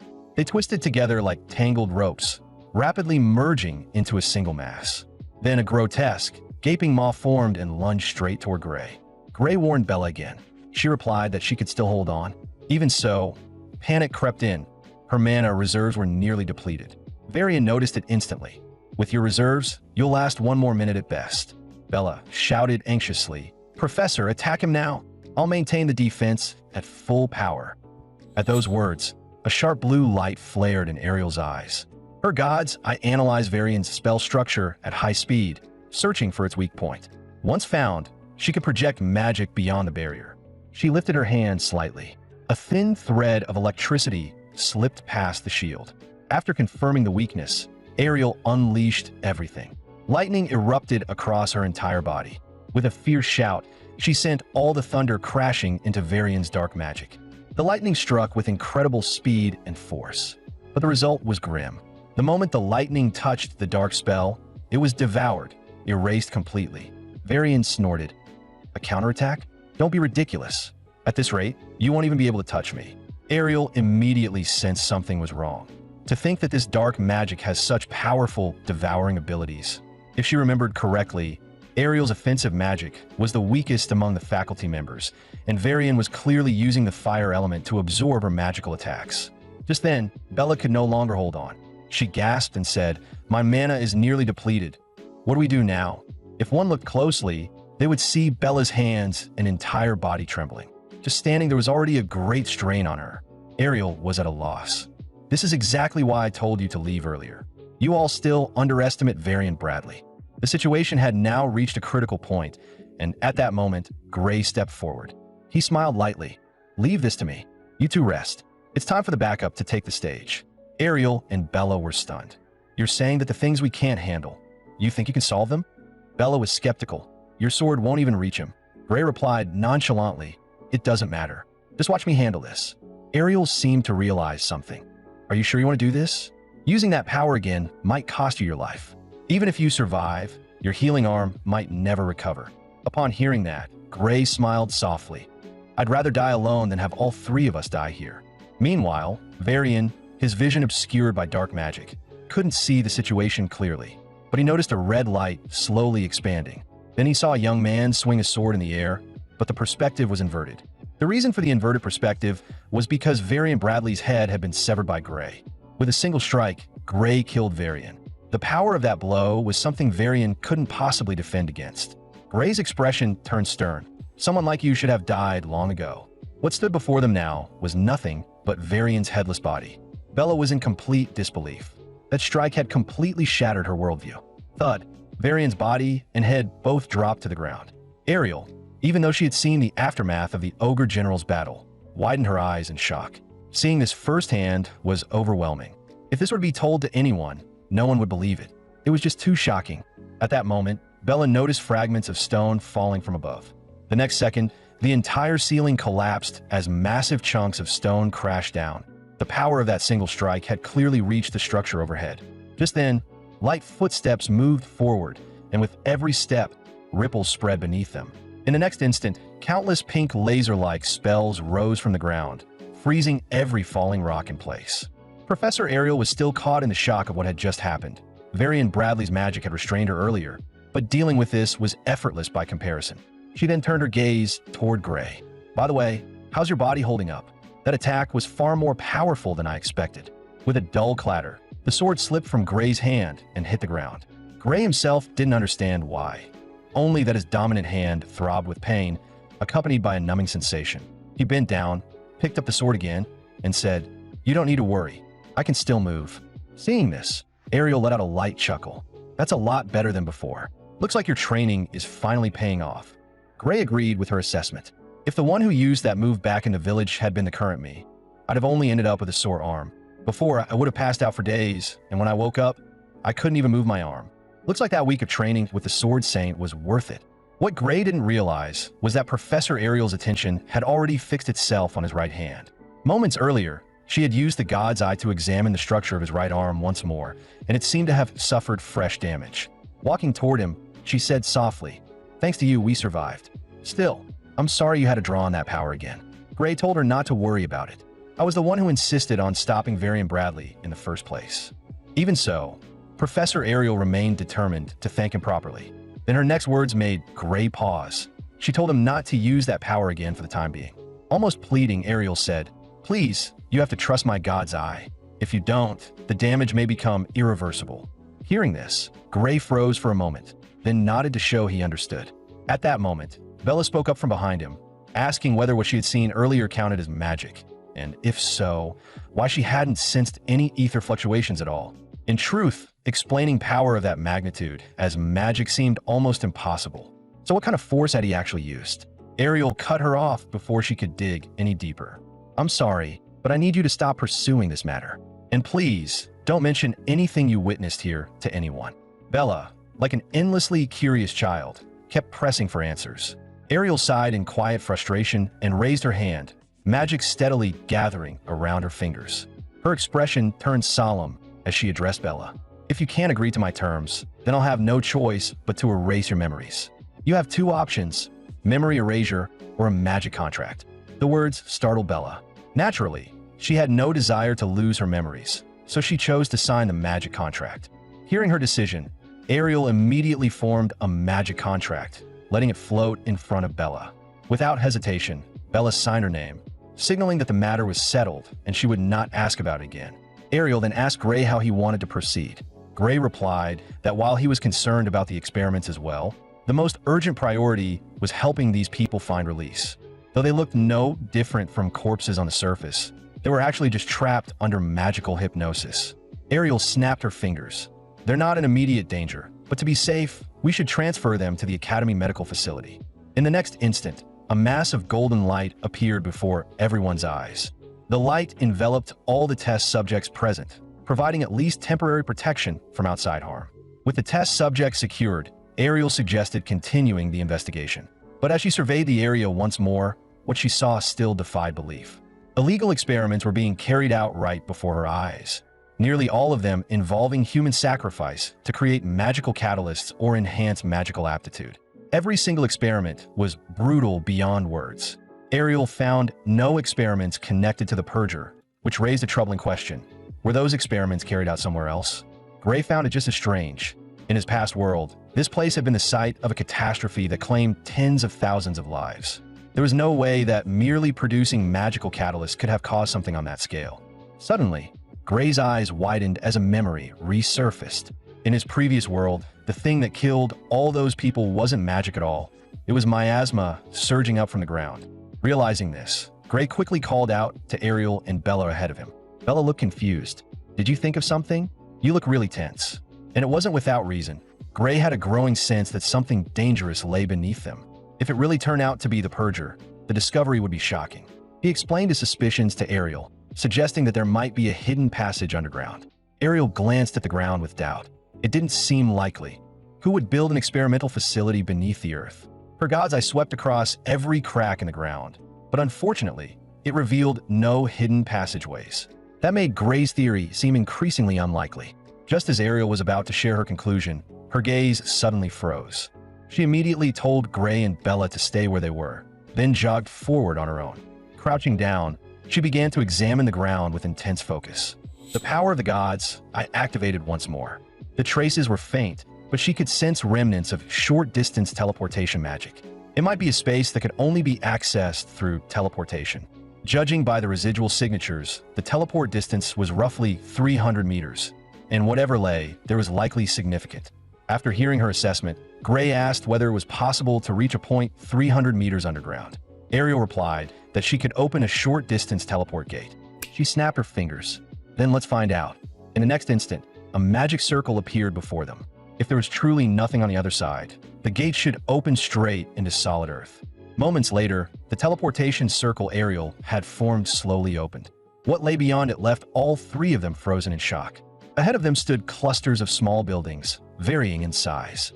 Ariel stared in disbelief. No one would have imagined that such an enormous space could exist beneath this place. At the same time, Bella sensed that something was wrong. Massive ether outputs were surging in from all directions, especially from the center, where the energy was overwhelmingly concentrated.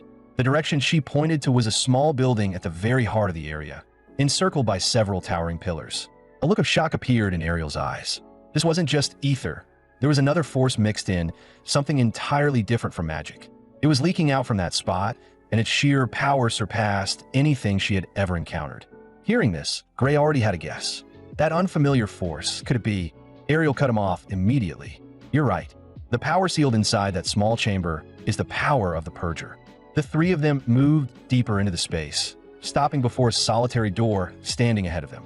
Almost instinctively, all three suspected that the source of the energy lay beyond that door. Ariel carefully examined the surroundings.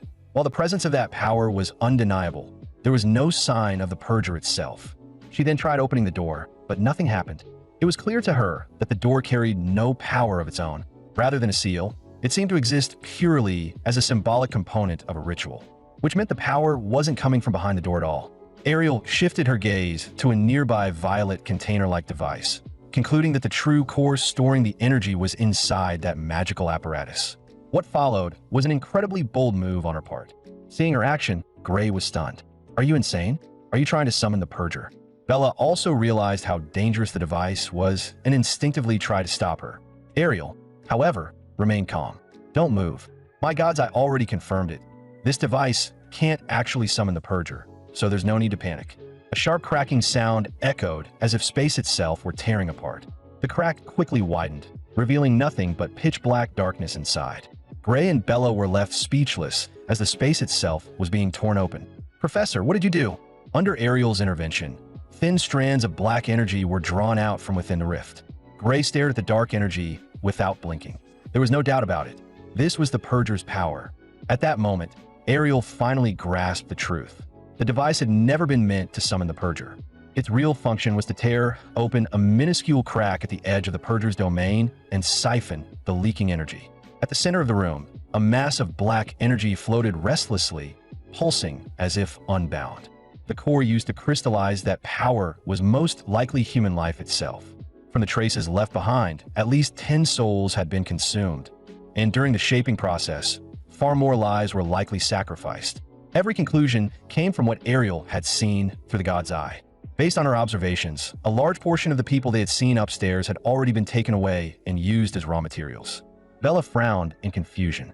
Why go through all this trouble just to collect power? What are they even planning to use it for? Ariel asked her to think back to the earlier battle with the professor, pointing out how Varian's black flames had felt distinctly unnatural. That black flame, she explained, originated from the red crystal, essentially the finalized form of those experiments. But in truth, such catalysts wouldn't be limited to flames alone. If they were produced on a massive scale, there was no telling what they could be used for. As she spoke, the crack on the door began to slowly close. After hearing Ariel's analysis, Gray suspected that Varian had never intended to summon the purger in the first place. Whether he hadn't tried, or simply couldn't, was impossible to say. What was clear now was that the space-opening magical device had reached its operational limits. Whatever system they had built was already running on fumes. Bella glanced around at the surrounding apparatus. In her eyes, the entire setup was priceless. She had never seen spatial distortion magic with such precision and output. Ariel nodded slightly. You're right. Building a single one of these would drain an entire nation's budget. And yet, there are 8 of them here. Only one organization came to mind. Bella guessed it must be the Discar Empire, but that assumption quickly fell apart. Even as one of the largest nations in the world, the Empire likely lacked the magical research capacity to construct even one of these devices. If it's not the Discar Empire, Bella muttered, then what country could afford something like this? Ariel answered calmly. There had to be an organization whose magical research far surpassed that of any empire. Gray spoke up. You mean the World Union Academy, right? I can't think of anyone else. The realization hit Bella hard. That can't be right. The World Union Academy? Ariel's response was firm. You're correct. This is the work of the World Union Academy. No other research institution could sustain this scale or budget. It seems the purger is far more closely tied to the Academy than we ever imagined. Bella, slow to process it all, finally voiced the thought out loud. You're saying the Academy has been manipulating everything from the shadows? But the World Union Academy is supposed to protect the world from threats. Ariel let out a quiet sigh. You're still too naive. I don't know why you refuse to believe it, but there's no other organization capable of this. Do you understand now? Gray offered a different perspective. That doesn't mean the entire Academy is our enemy. Most of its members are still on humanity's side. At least before my rebirth, the Academy's strongest forces were always those fighting on the front lines. They didn't hide behind others out of fear. They stood their ground and became the core force against the purger, strong enough to surpass even the suppression squads. They protected civilians until the very end. After witnessing that future with my own eyes, I can't believe the Academy itself is humanity's enemy. Ariel nodded. You're right. Most people within the Academy are likely acting for humanity's sake, and they would never approve of experiments that waste lives so recklessly. However, the Academy has countless researchers. Each of them carries their own convictions, and with differing ideals come differing actions. Beyond that, there are facilities. Almost no one in this world truly understands the Academy in its entirety. The person backing Varian clearly wields immense influence. With Varian's authority alone, orchestrating something like this would have been impossible. Bella voiced her concern. Even so, did that mean they couldn't fully trust the Academy? If that was the case, wouldn't they always be at a disadvantage? Ariel's gaze drifted into the past. I've observed the Academy from within for decades. One thing is certain, this is not an organization you can trust blindly. Most of its members probably believe they're working for humanity's future, Even a mastermind behind this plan likely convinced themselves of the same. But the truth is always buried in darkness, beyond anyone's reach. Gray then asked Ariel to search the area, hoping they might find something that could lead them to whoever was pulling the strings. Unfortunately, the facility contained no communication devices at all. Even the creator's residual magical signatures had been completely erased, leaving the site impeccably clean and nearly impossible to trace. And beyond that, there was still one more issue. Just as Ariel was about to continue, a massive explosion erupted behind Bella. The sudden blast caught Gray off guard, leaving him momentarily unsure of what had just happened. It quickly became clear that the explosions weren't aimed at them directly, but rather functioned as a destruction mechanism. Ariel grasped the situation instantly. It seems they even installed an evidence erasure system. They didn't detonate the site immediately. They likely intended to lure intruders in first, then trigger the destruction and eliminate all witnesses at once. Watching Ariel analyze the situation like a seasoned detective, Bella finally blurted out, "This isn't the time for deductions. We need to get out of here now." Ariel chuckled softly. "You're panicking way too much, little one. These are just magical explosives." She suddenly pressed her palm against the ground. "Professors of the World Union Academy aren't so weak that we can't handle something like this." As she spoke, a golden glow spread across the floor. "If I could be killed by something like this, I wouldn't be worthy of teaching you." In the next instant, the golden light wrapped around all three of them. The glow intensified rapidly. With a sharp whoosh, the three vanished from the spot, along with the 8 magical devices. 3 seconds later, on the lawn outside the building, Gray, Bella, and several survivors were teleported onto the open field by Ariel. Gray glanced at the survivors. Like them, everyone had escaped safely, though not without suffering. Bella finally let out a long breath. She had truly believed she was going to die. Thanks to her professor's teleportation array, they were alive. Gray couldn't help but think how close that ordeal had been. Ariel laughed lightly. "You'll get used to situations like this after a few more times. We carried out more than I expected, so the teleport took longer, but it was worth it. We secured all 8 devices. Once we present these to the Academy, they won't be able to ignore us anymore." Not long after, the group returned to the Academy. The professor seated across from them spoke first. "The survivors you brought back are currently receiving treatment at the Academy Medical Facility." The man before them was the headmaster of the World Union Academy, Orodom Alexander. "You have my thanks for stopping Varian's illegal experiments." He then picked up a report on the magical engines. "Each one of these devices is worth more than an entire nation's annual budget." Hearing this, Ariel's expression turned uneasy. There are 8 devices in total. There's no way Varian gathered this level of firepower on his own. How did he obtain them? Was someone backing him? Alexander slowly set the document down, his tone grave. These devices were stolen goods. They were seized during transport. 78 personnel were escorting them, and every single one was killed. The revelation left all 3 of them stunned. None of them had expected this to be connected to a large-scale robbery. Ariel's gaze turned cold. "You're talking about the incident from 15 years ago, aren't you?" Alexander nodded. "That's right. Those engines were part of the cargo that was hijacked back then, and the ones responsible were the Blood Wipers. You've heard of them, I assume." Gray had, of course. They were the largest criminal organization in the world, parasites infesting every corner of society. No matter how many times they were crushed, they always resurfaced. At that moment, Gray noticed something off about Bella's demeanor and glanced away. What he saw shocked him. The usually gentle Bella was wearing an expression of raw fury. "They're the ones who kill my parents." Alexander rubbed his temples. "That's exactly why. Even after being wiped out hundreds of times, they always come back. No one knows where they're hiding, and no one knows who their leader truly is. It's estimated that over 70% of crime-related deaths worldwide are tied to them. Even if their operatives have already infiltrated this academy, I wouldn't be surprised. The problem is we can't reliably identify them, and without certainty, the academy won't take action." Confused, Gray asked what that meant. If criminals were truly inside the academy, shouldn't they be exposed and removed? Ariel answered in his place, her tone calm but firm.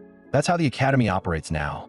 Anyone with talent is given the chance to grow stronger, regardless of their background, race, or gender. That's the academy's philosophy. Even if they're criminals, it doesn't automatically disqualify them." To Bella, the entire notion felt absurd. If someone was a criminal, shouldn't they be dealt with, no matter what? Alexander actually agreed with her sentiment, but the upper echelons of the academy clearly did not. Bella couldn't help but ask, did that mean even the headmaster wasn't considered part of the true leadership? Alexander gave an awkward smile. I'm just an executor of decisions. I wouldn't call myself part of the real upper ranks. Alexander spoke slowly.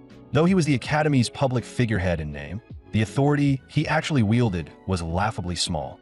Do you want to know who truly controls everything? Gray and Bella nodded at the same time. They were just as curious about the one pulling the strings from behind the scenes. Alexander, however, had no intention of telling them yet. Just keep getting stronger. The more power you have, the more you'll be allowed to know. Only when you possess enough strength will you be able to approach the Academy's core. By then, the truths you're seeking will reveal themselves. He couldn't name the person directly, but he offered a clue. You have a senior, someone whose influence is enough to steer the Academy's entire direction. Even the insane policy of accepting criminals was decided by him. At last, Gray understood what Alexander meant. If they became stronger than that person, could they change the Academy itself? Alexander didn't elaborate further, simply nodding. That's more or less how it works. In this Academy, strength is everything. Gray and Bella clenched their fists at the same time, their resolve to grow stronger unmistakable. Alexander took in the scene quietly. To him, it was still an unsolved riddle. Ariel could not have been involved in Varian schemes, which meant that between the remaining two, one had to be the true mastermind. It seemed Ariel's gods, I was as sharp as ever. The thought stirred a sense of anticipation in Alexander. He was eager to see what kind of monster Ariel would ultimately train. After leaving Alexander's office, Gray walked alone through the Academy corridors. He glanced down at the black mark on the back of his hand. In this Academy, it was clear only power could command everything, whether it was overthrowing the purger or exposing the truth behind the scenes. For now, there was only one priority: becoming stronger. Just then, a sudden sound snapped him out of his thoughts. Gray looked up and saw a foot whipping straight toward his face. With a heavy impact, he blocked the attack in time, though his body was still driven backward. The attacker's strength was overwhelming. Even after stopping the strike, Gray continued to slide back under the force. The sheer power behind that kick was staggering, leaving Gray puzzled. Why had this person attacked him out of nowhere? If the attacker couldn't offer a reasonable explanation, Gray would treat it as a deliberate provocation, and he wouldn't hold back. The student finally spoke, coldly declaring that Gray had no right to stand in that corridor. His reasoning was flimsy at best. A gods I special admit, like you, doesn't belong here. Gray slowly drew his sword. It seemed he had run into yet another person who despised special admits. Only this time, it was the first time he'd been ambushed in a hallway. Just as Gray prepared to strike back, the man showed a hint of regret, saying he would have gladly fought if the rejecter hadn't already appeared. Gray turned around and saw Ariel approaching at an unhurried pace. He cast a puzzled glance at the student, unable to tell what was really going through the man's head. After leaving the corridor, the man's thoughts became active. The surveillance was too tight, and he could no longer get close. Still, he would send others as soon as possible. His mental state suggested he was communicating with someone in secret. Who exactly? Only he himself knew. When Ariel arrived, she asked Gray what had just happened. Gray admitted he was confused as well. A student had suddenly kicked him and claimed that someone who entered through the God's Eye program had no right to walk freely within the Academy. Ariel assessed the situation carefully. No weapons had been used, there was no verbal confrontation, and Gray wasn't injured, which meant she had no formal grounds to intervene. She then pointed in the direction the student had left, a teasing tone in her voice. Then why didn't you chase him down and knock his lights out? The question caught Gray off guard. We're classmates. Isn't that going too far? Ariel let out a quiet sigh. As your professor, I can't officially approve of that. But if something happened nearby, I might not notice. Hearing the indulgence in her words, Gray decided to let it go. He didn't want to stir up more trouble. There was something Ariel didn't know, and she couldn't help but ask, are God's Eye special admits really that unwelcome? Gray nodded. People sometimes mock us. This is just the first time it turned physical. Ariel asked again to be sure. So they really do ridicule you openly? A hint of guilt appeared on her face. I'm sorry. If only I had more authority within the Academy. Gray told her not to blame herself. Without you, I wouldn't have even made it through the front gate. Besides, Bella and the others will prove that the God's Eye project isn't a mistake. Professor, your judgment has always been exceptional. Gray recalled those people from his past life. Without exception, they had been the core force against the purger. Ariel paused when she heard him. Then she smiled faintly and nodded. Thank you for supporting me. But Ariel didn't want Gray to treat it like it was someone else's problem. Among everyone in the God's Eye group, Gray was the one she placed the highest hopes on. Ariel said anicaps and the earlier special admits would all become top-tier talents. But the first time she truly believed someone could surpass humanity itself was when she met Gray. Gray hadn't expected Ariel to rate him that highly, placing him alongside those future powerhouses. Still, Gray quickly rejected the hesitation in his own thoughts. He saw it as weakness. The mastermind behind Varian might not have given up on summoning the Purger, so Gray couldn't afford to relax. That was an existence that could erase every elite with a single blow. And the reason Gray had returned to this timeline was to make sure the Purger could be defeated and to seize control of the world with his own hands. 3 days passed in the blink of an eye. Today's lesson was a live combat drill in swordsmanship. The instructor paired students by name. Once 2 names were matched, they became a pair. The moment Gray heard it was practical combat, he locked in. He had to take this seriously. If Gray messed up, people would start trashing gods, I special admits again. At the very least, he had to prove he could keep up with regular students. And right then, something that made him want to sigh showed up again. His little nemesis, you could say. On the board, the instructor wrote 2 names, Gray and Leon Hart. Leon Hart was the course ace, the strongest first year. The instructor said slowly, I try to match students with similar strength. Don't hold back. Treat this like a real fight. Gray cursed the instructor 1,000 times in his head. Similar strength? He'd barely gotten in through special admission. How was he supposed to face the ace? And Leon Hart already hated God's Eye students. After what happened last time, he was probably itching to beat Gray into the ground. Just then, Leon Hart moved behind Gray. Gray watched closely, wanting to see what kind of stunt he was about to pull. What surprised Gray was that Leon Hart came over and greeted him. Hey, hi. Gray's expression shifted. He couldn't tell what Leon Hart was up to. Leon Hart looked thrilled. Looks like we're partners. I'm seriously happy about this. But inside, Leon Hart was thinking. Getting the top spot was worth it if it meant he could finally cross swords with Gray. He'd trained harder than anyone. Now he wanted Gray to witness his true swordsmanship. Those words made Gray feel awkward. Just as he'd suspected, Leon Hart really did seem like he was here for payback. It was hard not to doubt it. Leon Hart's smile was way too deliberate. He was clearly excited that he finally had a legal chance to hit Gray. At the instructor's command, the class split into 2 teams and took positions at the center. The duel began. Everyone fought to defeat their opponent. This was the perfect chance to show off, and nobody wanted to miss it. At the same time, Leon Hart moved in a flash, grinning as he spoke. Gray, you'd better watch out. My attack is coming. With a loud crash, Gray's blade collided head-on with Leon Hart's sword. Gray felt a flicker of shock. No wonder Leon Hart was the top swordsman of the year. His attacks weren't perfect, but they were dangerously close. In the next instant, Leon Hart struck and sent Gray flying backward. Leon Hart's body flowed with his blade, moving as if guided by the sword itself. At this moment, he was almost one with his weapon, stepping into a true sword-body unity, every strike razor sharp. Leon Hart spoke with excitement. Lord Gray, you're incredible. I can't believe you didn't enter through regular admission. The comment irritated Gray. If Leon Hart had time to talk, he should have focused on fighting. Their blades clashed dozens of times in an instant, sparks cutting through the air. Both were blindingly fast, yet Gray remained on the defensive. No matter how he pushed his speed, he couldn't shake Leon Hart. Still, that was within Gray's expectations. He had thought he'd be crushed instantly, yet he was somehow holding on. Even so, even with both arms, he couldn't match Leon Hart's raw power. Leon Hart's swordsmanship was simply insane. His orthodox, textbook-perfect, composed style had been refined to a terrifying level. Even with memories from his past life and the Sword Saint's training, Gray wasn't confident he could truly defeat him. In a flash, Leon Hart closed the distance. Gray brought his sword down, only to feel how overwhelmingly heavy Leon Hart's blade was, and his own stamina was clearly running out. Leon Hart laughed loudly. I can fight like this all day. Without the Sword Saint's special training, Gray knew he would have been knocked down long ago. Worse still, Leon Hart's breathing hadn't even grown ragged. It looked as though this fight barely taxed him at all. Gray quickly realized his stamina was about to fail. He had to end this now.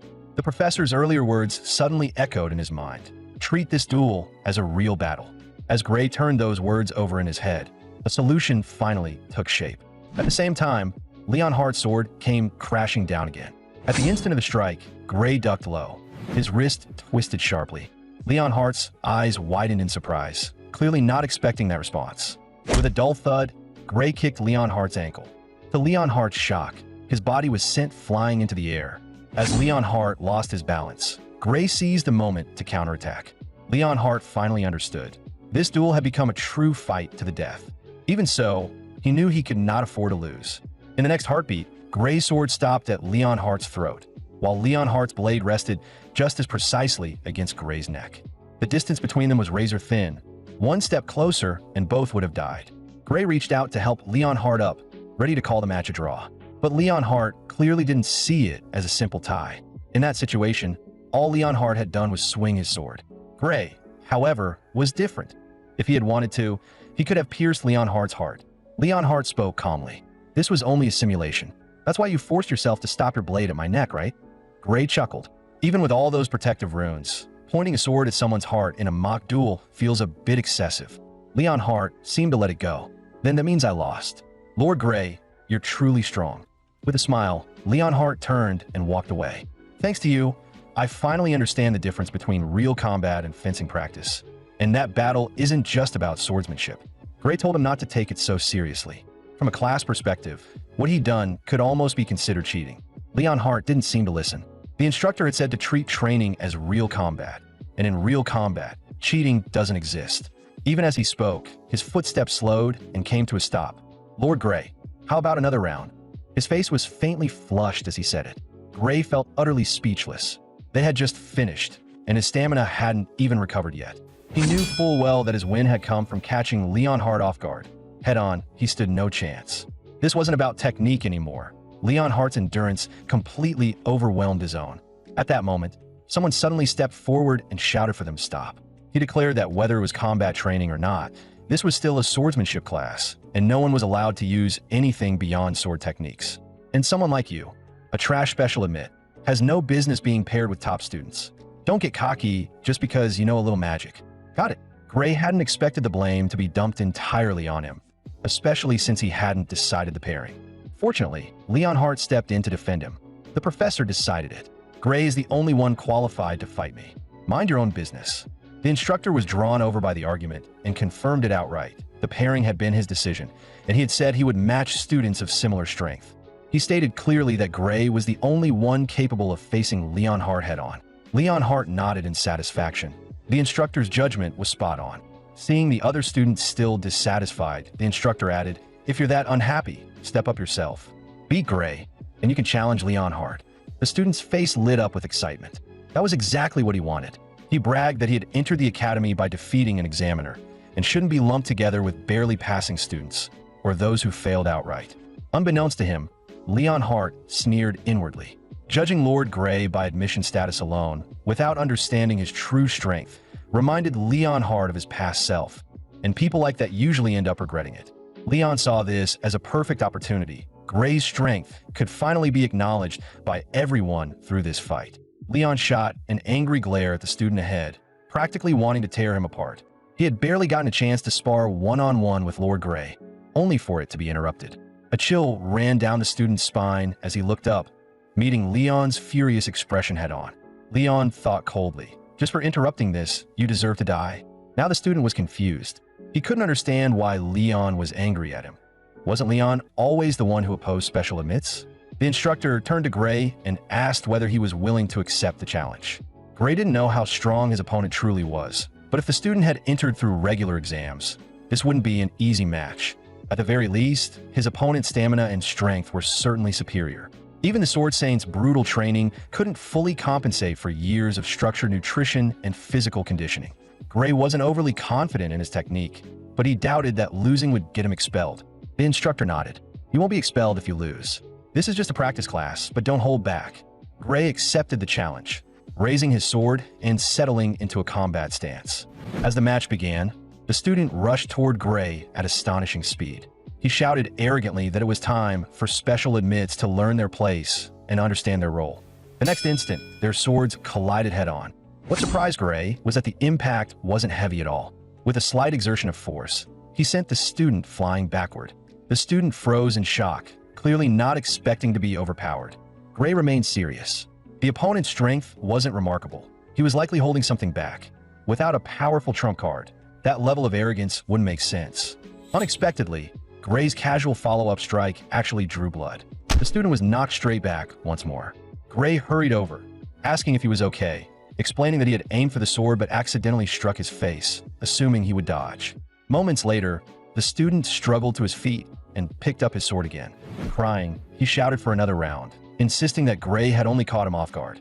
Even the instructor looked exasperated. "If you insist on getting beaten, then fight until you're satisfied. I'm not stopping this anymore." The second round began, and the student charged again. 1 minute later, Gray looked at him awkwardly and asked whether he was still okay. By then, the student's head was covered in swollen bumps. Even the professors couldn't watch anymore and immediately ordered someone to take him to the infirmary. After he was taken away, the instructor announced that this year's first-year representatives would be Gray and Leon, asking if anyone objected. Gray was confused. He didn't quite understand what representative meant. The instructor explained that in a few days, the top first years would challenge the second-year champion. It would be a friendly match, with restraint on both sides. He added that first years had lost 35 consecutive matches without a single win.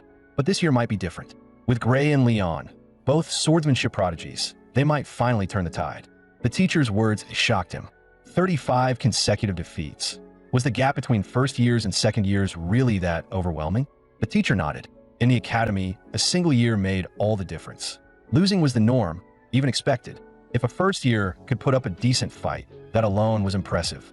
A victory, however, would be recorded as a miracle in academy history. Simply being chosen to fight was already an honor.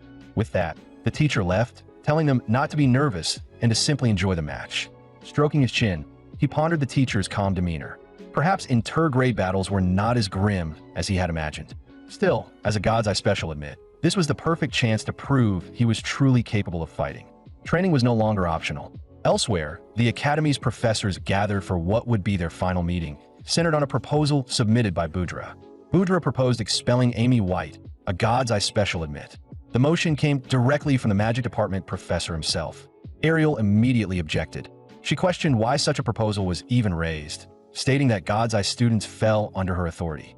Budra replied that this was precisely the issue. Amy White had failed the third-year promotion exam, yet remained only because of his special status. Every other student who failed had been expelled. In anyone's eyes, that was hardly fair. Ariel refused to argue further. She reiterated what she had already made clear. Amy was steadily approaching world-class combat capability. His current backlash prevented him from using his full strength. Otherwise, he would have passed long ago. She added firmly that her students were hers to manage, not something others could decide for her. Another professor sneered, dismissing talk of backlash and hidden talent as nothing more than excuses for a useless student. How long did she plan to keep selling that fantasy? Ariel sensed danger immediately. This had clearly been prepared in advance. Amy's strength was real, and so was the backlash, but he could master that power at any time. Tomorrow, or the day after. If forced too early, that chance could be lost forever. The professors were unimpressed. They had heard the same excuses before. Was her plan to keep an unqualified student in the academy indefinitely? What they failed to see was that Ariel acted for the academy's sake. She sought to cultivate true geniuses, not discard them simply for failing to fit a rigid system. A heavyset professor mocked her, saying that perhaps past special admits had been remarkable, but this generation was nothing but failures. An elderly professor chuckled, naming Jacob, Field, Amy White, and Bella as all being thoroughly mediocre. Perhaps the great gods I had lost its sharpness. It might be time to abolish the program altogether. Sweat beaded on Ariel's forehead. Abolish it? That was unthinkable. Someone reminded her that the program had been established by the Founders Council, and that with a majority vote, it could just as easily be dissolved. Had she forgotten? Another voice stated bluntly that the current God's Eye students simply failed to impress. Bella might have shown improvement, but it was hardly significant, especially given how questionable her mana capacity remained. Ariel tried to respond, only to be drowned out once more. The professors spoke as if in unison, relentlessly criticizing the God's Eye students. Ariel understood now. This was a coordinated move aimed at dismantling the God's Eye special admit system. At that moment, she realized how little authority she still held in that room. Many professors ultimately cared only about whether the project benefited the academy. If Ariel wanted them on her side, she couldn't say anything that would push them further against her. Budra spoke like a man who already held victory in his hands, sneering as he asked if she had suddenly gone silent. At the very least, she should admit that her prime was long past. Several professors beside him echoed the sentiment, saying that while she might have once achieved greatness, perhaps she should retire before completely ruining her reputation. Ariel stood firm. She still believed she could recognize true talent. Those students needed time to grow, and given enough time, they would prove themselves. All she needed was to ensure that the God's Eye students were not expelled before that day came. As long as her students remained, she was willing to pay any price. At that moment, one professor spoke up, mentioning a student named Gray who showed exceptional promise in swordsmanship. If that was the case, why not have him participate in an intergrade battle? Budra's lips curled into a sinister smile. If so, there was nothing left to discuss. Gray had to fight. If Gray could prove himself through swordsmanship, then the outcome could be used to determine the future of the God's Eye program. Hearing this, Ariel instinctively turned her gaze toward the Sword Saint beside her. The Sword Saint gently shook her head, signaling that Gray must not be sent into battle. Ariel immediately rejected the proposal. She stated that Gray's power was ill-suited for mock combat in real life and death battles. However, it might be a different story. In the next instant, a professor slammed his hand down on the table. He glared at Ariel and accused her of making excuses yet again. If that was the case, then the God's Eye program should be abolished outright. Ariel was visibly shaken. She insisted that they didn't understand. Gray's ability was far beyond ordinary sword techniques. A suffocating tension filled the entire conference room. In the end, the headmaster moved to conclude the meeting, deciding that the God's Eye students would participate in the grade battle, after which the future plan would be determined based on their performance. Ariel's heart sank. This was the outcome she least wanted. Budra spoke as if his scheme had succeeded, saying he was now looking forward to the match. With that, the meeting ended. Before leaving, the Sword Saint cast Ariel a long, heavy glance, filled with concern. Ariel remained seated alone, unmoving. She knew better than anyone that Gray's true power could not be fully displayed in mock battles, but his standing within the academy was simply too low. Even so, with no other choice left, she still hoped Gray could achieve something in the intergrade match. Ariel was on the verge of breaking down. If Gray failed to prove himself, the God's Eye program might truly be abolished, and every God's Eye student would be expelled. She could only place her hopes on Gray. The day of the intergrade battle finally arrived. All students gathered to witness the confrontation between first years and second years. The first contestant to be introduced was the first year's top swordsman, Leon Hart. His opponent was the second year's top student, Harmek. Next, the first-year challenger was introduced, Gray. The opponent he would face was Diber. The moment Gray saw him, recognition struck. This was the same man who had ambushed him in the corridor. Was he really about to face him head-on? Several rows of professors now filled the stands, all eyes fixed on the upcoming battle. Budra watched Gray with open disdain, determined to see what kind of strength this special admit truly possessed. Leon asked his opponent whether intergrade matches were always observed by so many professors. The answer was no. This was unprecedented. Last year, only 3 fencing professors had bothered to attend. Harmat was equally puzzled by the unusually large turnout. Suddenly, something clicked for the sharp-minded Leon. With a confident grin, he declared that the professors must be curious about Gray. Their taste, he said, was impeccable. The more he thought about it, the more convinced he became, while Harman beside him could only stare in disbelief. Was the first-year ace really admiring that special admit? From the stands, Budra actually responded, confirming Leon's guess. They were here to witness the final battle of a God's Eye special admit. Gray couldn't understand what final was supposed to mean. Hearing his question, Budra turned to Ariel and asked if she hadn't told him yet. Then, with a mocking smile, he told Gray that the God's Eye special admit program was about to be abolished by the Academy. Gray was completely stunned. He looked to Ariel and asked if it was true. Ariel lowered her head in silence. Her lack of response was answer enough. She hadn't told him earlier because she was worried. If Gray knew the truth, she was certain he would use that power, and in his current state, that would be no different from suicide.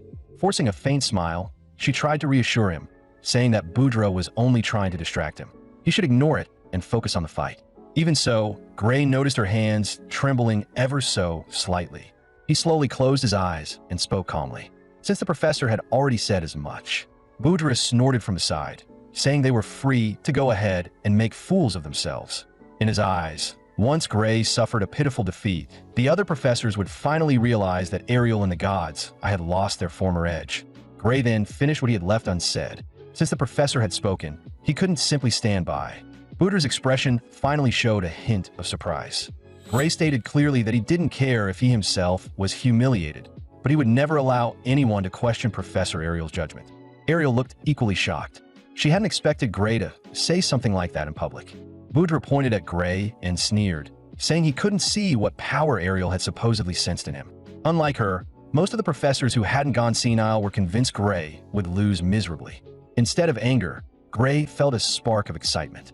If that was the case, then he would prove Budra wrong. Budra was so furious he nearly stormed down from the stands, but the professors beside him quickly restrained him. Ariel slowly lowered her head, unease stirring within her. At that moment, the referee announced for the contestants to split into groups and assemble with their teammates. Ariel was deeply worried. If Gray were facing an ordinary top student, she might have felt some relief. His practical swordsmanship might have given him a slim chance to survive. But what truly frightened her was the opponent he was about to face. Daiber had undergone surgical modification of his brain, boosting his reaction speed to an almost inhuman level. He was practically a living weapon. For Gray, who relied on ambush tactics, this made Daiber the worst possible opponent, and all of it traced back to that madman. She silently prayed that Gray would not use that power. Even if he lost, he must not use it. To ease his mind, Ariel spoke gently, telling Gray to fight well and not to worry about her. Above all, not to force himself. Gray gave a light laugh and replied that he understood. She didn't need to worry. Soon after, the showdown between the top students began, with both representatives stepping onto the arena. The referee explained that protective magic had been deployed across the arena. Once lethal damage was detected, the protection mechanism would activate and determine the victor. The contestants were instructed to fight as if it were real combat. Both fighters were confident they could take the other down. As a result, this clash between the Academy's elite students drew immense attention. The moment the match began, Leon Hart closed the distance at once. Harmank responded with fiery enthusiasm. "Good. Your burst speed is impressive. Let me see what you've got." Two sharp sounds cut through the air as their movements blurred, blades ringing in rapid succession. When they reappeared, the fight had already turned ferocious. At that instant, Harmank stomped forward, his gaze completely different from before. Killing intent surged as his sword slashed toward Leon Hart's vitals. Leon Hart ducked, low to evade, and a familiar sequence followed. He braced one arm against the ground. Then he kicked out without hesitation, but the motion lacked fluidity, giving Harmank time to evade. Leon Hart let out a sigh. He couldn't fight the way Gray did. Harmank, however, praised him openly, saying Leon Hart was impressive, far stronger than he himself had been as a first year. Excited, Harmank suggested picking up the pace, curious whether Leon Hart could keep up. Leon Hart reacted quickly, but he remained completely suppressed. Before long, he was forced back against the barrier. Harmank seized the moment and slashed straight toward his neck. The protection magic activated instantly, signaling Leon Hart's defeat. Both fighters withdrew their swords. Next came the second match. As Leon Hart brushed past, he wished Gray good luck. Gray thanked him silently. He had already made bold claims, and now he had to back them up. Before time had ever rewound, Gray had slain countless monsters of despair. Compared to that, his odds here were not hopeless. Nearby, a sword scraped against the ground as someone approached him. The man muttered coldly that Professor Budra could wait in hell. He would send Gray there soon enough. It became clear that this grim opponent intended a true life-and-death battle. Gray's intergrade duel against the second-year Daiber officially began. At the opening bell, Gray charged forward without hesitation. To his surprise, his lightning-fast strike was caught head-on. Daiber countered casually, knocking Gray flying. The sheer strength behind it stunned him. Even now, Gray's arm trembled from the impact. Ariel had warned him about Daiber's enhanced reaction speed, but Gray hadn't expected such overwhelming power as well. The gap was enormous. No tricks would bridge it. He still had one final trump card, but it would damage him severely. Ariel had warned him never to use that power. If he did, death was a real possibility. Gray had promised her. Ariel understood the stakes, but she never wanted Gray to gamble with his life. Worse still, even the arena's barrier might not withstand that power. It could kill the opponent outright. Torn between victory and restraint, Gray hesitated. Just then, Daiber rushed in at terrifying speed. Gray had no choice but to adapt on the fly. He raised his sword and barely blocked another strike. With a sharp flick of the wrist, Daiber unleashed another seamless attack. The moves themselves were simple, but with Daiber's physique and reflexes, defeating Gray should have been easy. Daiber wasn't lacking skill. He was deliberately holding back. Suddenly, Daiber flashed a sinister smile. Gray felt a chill run down his spine. Daiber's attack smashed through his defense. The next strike was aimed straight at Gray's eyes. Escape seemed impossible. Yet Gray blocked it, leaving him stunned. Why had Daiber slowed down at that moment? Gray forced Daiber back, his mind racing. There was no way he should have blocked that attack in time. The realization unsettled him. Daiber could have ended the fight, but chose not to. From his stance, Ariel instantly sensed something was wrong. Daiber's overall attributes were abnormally high. Without a second thought, she activated God's Eye. In her vision, a mass of violet flames burned within Daiber's heart, and even Ariel couldn't identify what kind of power it was. One thing, however, was certain: that flame was extremely dangerous. Several professors nearby sneered. The match had already become one-sided. Was her precious student still refusing to surrender? They went on to mock the second-year students, remarking on their nasty temperament. They could clearly end the fight at any moment, yet deliberately dragged it out. An unpleasant sort of amusement. The God's Eye student was already struggling just to block the attacks, yet still refused to concede. Didn't that alone prove his lack of strength? Professor Budra watched with open amusement. He even suggested that perhaps Gray already knew the God's Eye program was about to be abolished and was stalling on purpose, sending a message that if things continued like this, the entire special emission system would spiral out of control. Another professor quickly echoed the sentiment, praising Gray as a remarkably considerate student who truly cared about the academy. At that moment, Ariel cut them off sharply. She demanded that the fight be stopped at once. It was too dangerous. Budra looked puzzled and asked what danger she was referring to. Was she talking about this simulated battle?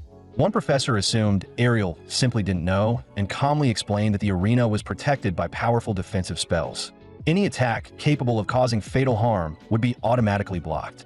That protection took the form of an almost invisible blue barrier, which was precisely why students could fight without fear.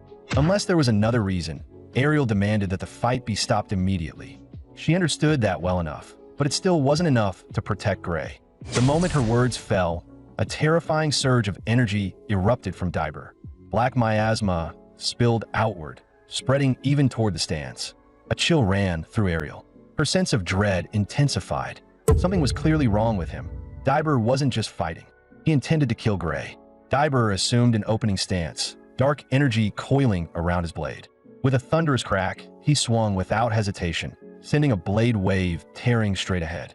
Gray felt his heart seize. This power was far beyond anything he could confront head-on. The sword light shot skyward as a massive explosion rocked the entire arena. Moments later, Gray swallowed hard. The sheer force was overwhelming. A deep gash split the arena in two. Had he reacted any slower, he would have been cleaved apart. What shocked him even more was that the defensive array had been cut open. His magical protection was completely useless. Fortunately, Daiber hadn't shattered the final barrier. Otherwise, even Budra might have been killed. Seizing the moment, Ariel tried to forcefully halt the match. She had warned them. The barrier couldn't withstand Daiber's attacks. She raised her hand and unleashed magic, fury burning in her eyes. That damned Bradley, implanting something like this into a student.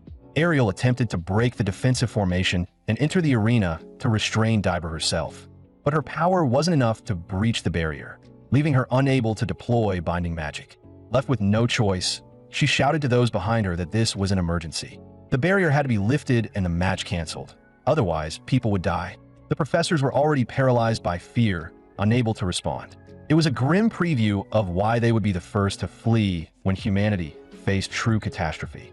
Ariel looked back at the battlefield. Stopping the fight from the outside would take far too long, and she didn't know if Gray could endure. She signaled for him to retreat and stall for time. Gray wanted to run, but only if he could actually escape. In the next instant, Daiber attacked again, clinging to Gray like a shadow. Turning his back even once would mean instant death. The sheer force of that strike sent waves of fear through the watching students. The sword Saint observed in silence. He knew the professor's spells would take at least 30 seconds to reach the arena, and in a battle like this, that was far too long. They had no real choice left. It might still be early, but the sword Saint believed Gray would pull it off. Back on the battlefield, Gray kept shifting his position, narrowly avoiding Daiber's attacks. The sword Saint rose to his feet and shouted for Gray to imagine his body as a blade, stop swinging the sword, and use that power to move himself instead. Gray heard every word. The problem was that Daiber left him no breathing room. Even so, Gray trusted that the sword Saint wouldn't lead him astray. He immediately widened the distance between himself and Daiber. Let's see if this works. Gray drilled the thought into his mind. He was a lone blade, focusing every ounce of strength into a single point. He no longer cared about the attacks in front of him. He forced the idea deeper and deeper. I am the sword. Daiber's strike closed in, yet Gray didn't move an inch. With a deafening crash, Diver's attack slammed into the defensive barrier once more. At the same time, shock spread across Diver's face. Gray had somehow appeared behind him, his entire body wrapped in a terrifying surge of power. Diver was shaken. How could Gray's speed have increased this drastically in an instant? In the next moment, Gray unleashed his counterattack without hesitation. Just as expected, protective magic flared across Diver's body. As Gray poured more power into his blade, Diver's protection device began to crack apart. Then Diver was sent flying backward. The strike had avoided his vitals, but that no longer mattered. The protection had been broken. Gray had already won. The impact blasted a massive crater into the arena floor. Budra stood frozen in terror. He never imagined Gray's attack could shatter the defensive barrier. What kind of fight was this? The Sword Saint quickly warned the referee to check on the other student. That strike shouldn't have hit anything vital. The referee hurriedly called for the medical team. But in the next instant, a massive hand crawled out from the crater, shrouded in black energy. The Sword Saint's expression darkened. This one really is wrong. Black energy surged violently around Diver's body, his hair standing on end. He threw his head back and roared at the sky, a clear sign that he had completely lost his sanity. Ariel immediately warned Gray. The fight wasn't over yet, and he had to stay on guard. But a chill ran down Gray's spine. Every instinct screamed the same warning: run. Waves of black energy rushed toward him. They carried not only overwhelming pressure, but real destructive force, forcing Gray to retreat again and again to keep his distance. From Gray's perspective, the speed of those attacks still wasn't enough to land a clean hit. Yet the arena platform itself was already being torn apart by the black energy. Professor Budra stood frozen in shock as chaos erupted behind him, people fleeing in every direction. At the same time, several mages from the magic division arrived and began dismantling the barrier. But it would take at least 10 seconds. 10 seconds on the battlefield felt unbearably long. Long enough to decide life or death. Gray had only one goal now: survive those 10 seconds and wait for rescue. But facing a completely unhinged opponent, that hope seemed slim. Diver was truly trying to kill him. Diver's figure blurred, and in an instant he was right in front of Gray, so fast it barely registered. Gray barely managed to raise his sword and block the attack. The sheer power and speed sent a shiver through him. This wasn't something a human body could produce. Diver was beyond abnormal, and yet, Gray realized with bitter clarity that he himself was no longer normal either. In the next moment, their movements mirrored each other as both figures vanished from their positions. When Gray reappeared, he was already behind Diver, his attack fully charged. The same killing intent burned in Gray's eyes. Since his opponent truly meant to kill him, there was no reason to hold back anymore. No matter how fast Diver's reactions were, they still looked slow in Gray's eyes. Then, without warning, Gray spat out a mouthful of blood. The mysterious power inside him was clearly pushing his body past its limits. Outside the arena, Ariel was frantic, shouting for Gray to retreat immediately and stop fighting. But she didn't know that turning his back now meant certain death. Diver's power had surpassed all expectations. Gray's only option was to strike back. In that instant, Gray poured every ounce of mysterious power he could draw into his sword. If this was a fight to the death, then he would see it through. Still, it wasn't enough. He needed more power. After a brief moment, Gray felt the energy fully converge. This was his moment. The hunt had begun. With a sickening rip, two severed arms flew into the air. Diver's body was sent flying backward. His arms had been completely cut off. Gray hadn't gone for the head on purpose. He wanted answers. What kind of surgery had turned Diver into something like this? Diver's pupils went blank. After a single scream, he lost consciousness.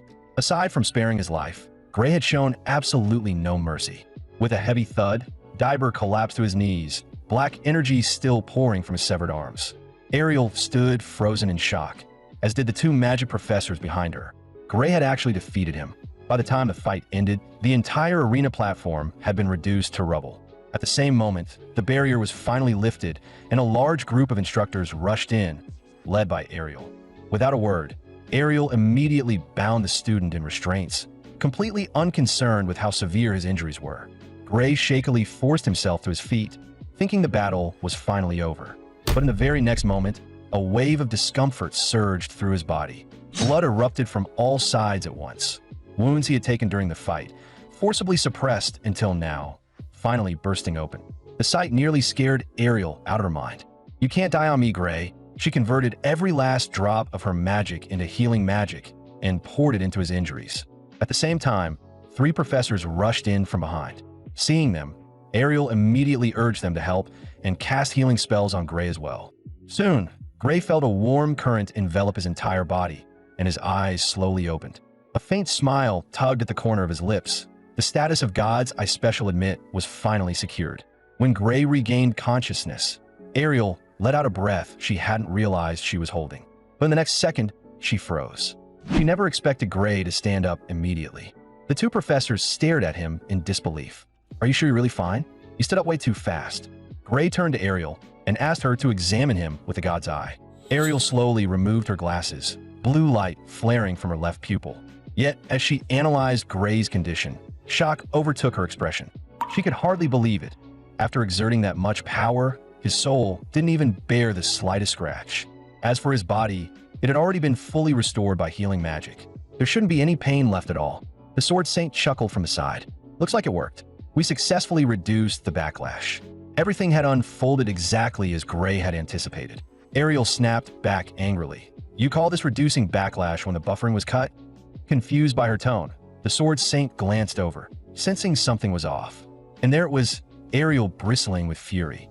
Without defensive magic, he would have been dead. The Sword Saint gestured for her to calm down.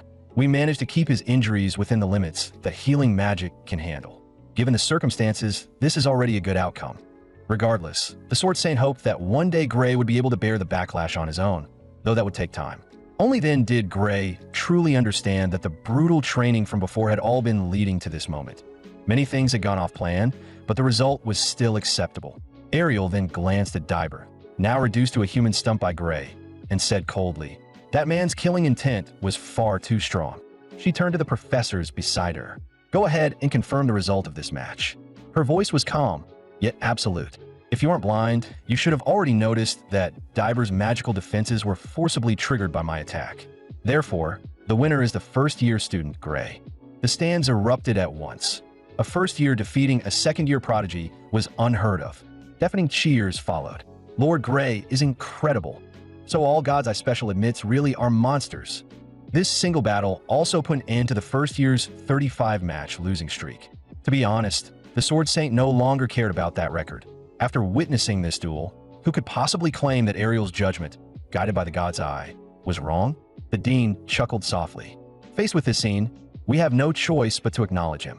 From this day on, no one will support abolishing the gods, a special admission slot. He continued. "In fact, we should feel ashamed for ever considering it. We nearly expelled a student of such extraordinary talent." Ariel did not join the professor's discussion, choosing instead to stand quietly off to the side. Her body trembled slightly from excitement. "Gray truly gave me a huge surprise today." A smile appeared on her face, and emotion even welled up in her eyes. A bald professor spoke up. "Honestly, those who push for abolishing the God's Eye program should be the ones reflecting on their responsibility." As soon as he said that, everyone's gaze shifted toward Budra and the others. Cold sweat poured down their foreheads, leaving them completely speechless. Soon after, they hurriedly made excuses and slipped away in embarrassment. Watching their retreating figures, laughter spread through the crowd. Someone muttered, "Never oppose a god." Looks like that old saying still holds true. Still, compared to before, things have grown much gentler. Times have changed. Ariel was still arguing with the Sword Saint, but he clearly had no intention of engaging because he knew he wouldn't win. Unnoticed by her, Gray was quietly watching Ariel, a question forming in his mind. Had something happened in the professor's past? Just then, the dean's voice sounded from behind Gray. "Now that the interference is gone, let's discuss a few matters that concern me." Gray felt curious, unsure what the dean could possibly want from him. In the next instant, however, he caught a hint from the dean's gaze. It was likely about that mysterious power within him. Instead of saying it outright, Gray asked what the dean wished to speak with him about. The dean said solemnly, "During the match, we clearly detected that the second-year student Diber had been forcibly injected with a form of unnatural power. The Academy will conduct a full investigation. After all, a simulation battle that should have been completely safe nearly put a student's life at risk." With that, the dean offered Gray a formal apology, admitting that the Academy bore full responsibility for failing to detect the anomaly in advance. This was precisely why he had come to apologize. Gray let out a light chuckle, relieved that the dean wasn't asking about that power itself. "There's no need to worry, Dean. In the end, no real damage was done." The dean adjusted his glasses. Thank you for your understanding. Then his tone shifted.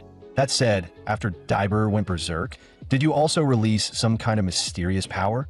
Gray sighed inwardly, so the Academy played the same game after all, courtesy first, pressure second. This was exactly what he'd been worried about. Keeping his expression calm, he replied, Dean, that didn't seem to be magic.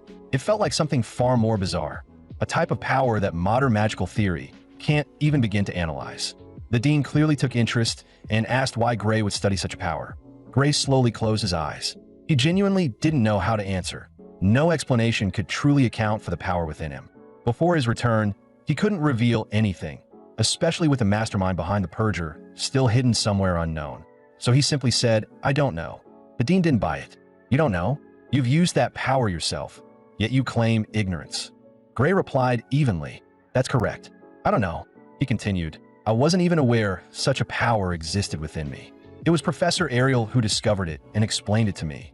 Ariel glanced at Gray, unsure what he was plotting. After all, every word he'd just spoken was a lie. When he defeated the Ogre General, he had already been freely wielding that power. Gray shot her a subtle look, the message clear, play along. To stop the purger, he needed her to keep acting as the one in control of that power. Ariel understood immediately. So that's your plan? Thorough as ever. Truth be told, he didn't act like someone experiencing life for the first time. Could he be one of those reincarnators from novels? She dismissed the thought as absurd. Ariel walked over slowly. Since he trusts me this much, I don't really have a choice. I'll have to step forward for him. She then explained to the Dean, As you said, Gray's power can't be analyzed through magical theory. But with my eyes, I can see him clearly. After observing that power, I asked Professor Siskett Longfellow, whose affinity is particularly compatible, to assist him. That's what made today's level of control possible. I'm still researching how to properly guide that power. She paused before asking, So, would you allow me to take full responsibility for everything related to Gray's power? The Dean nodded. After witnessing that battle myself, I can't refuse your request. He then made his decision on the spot.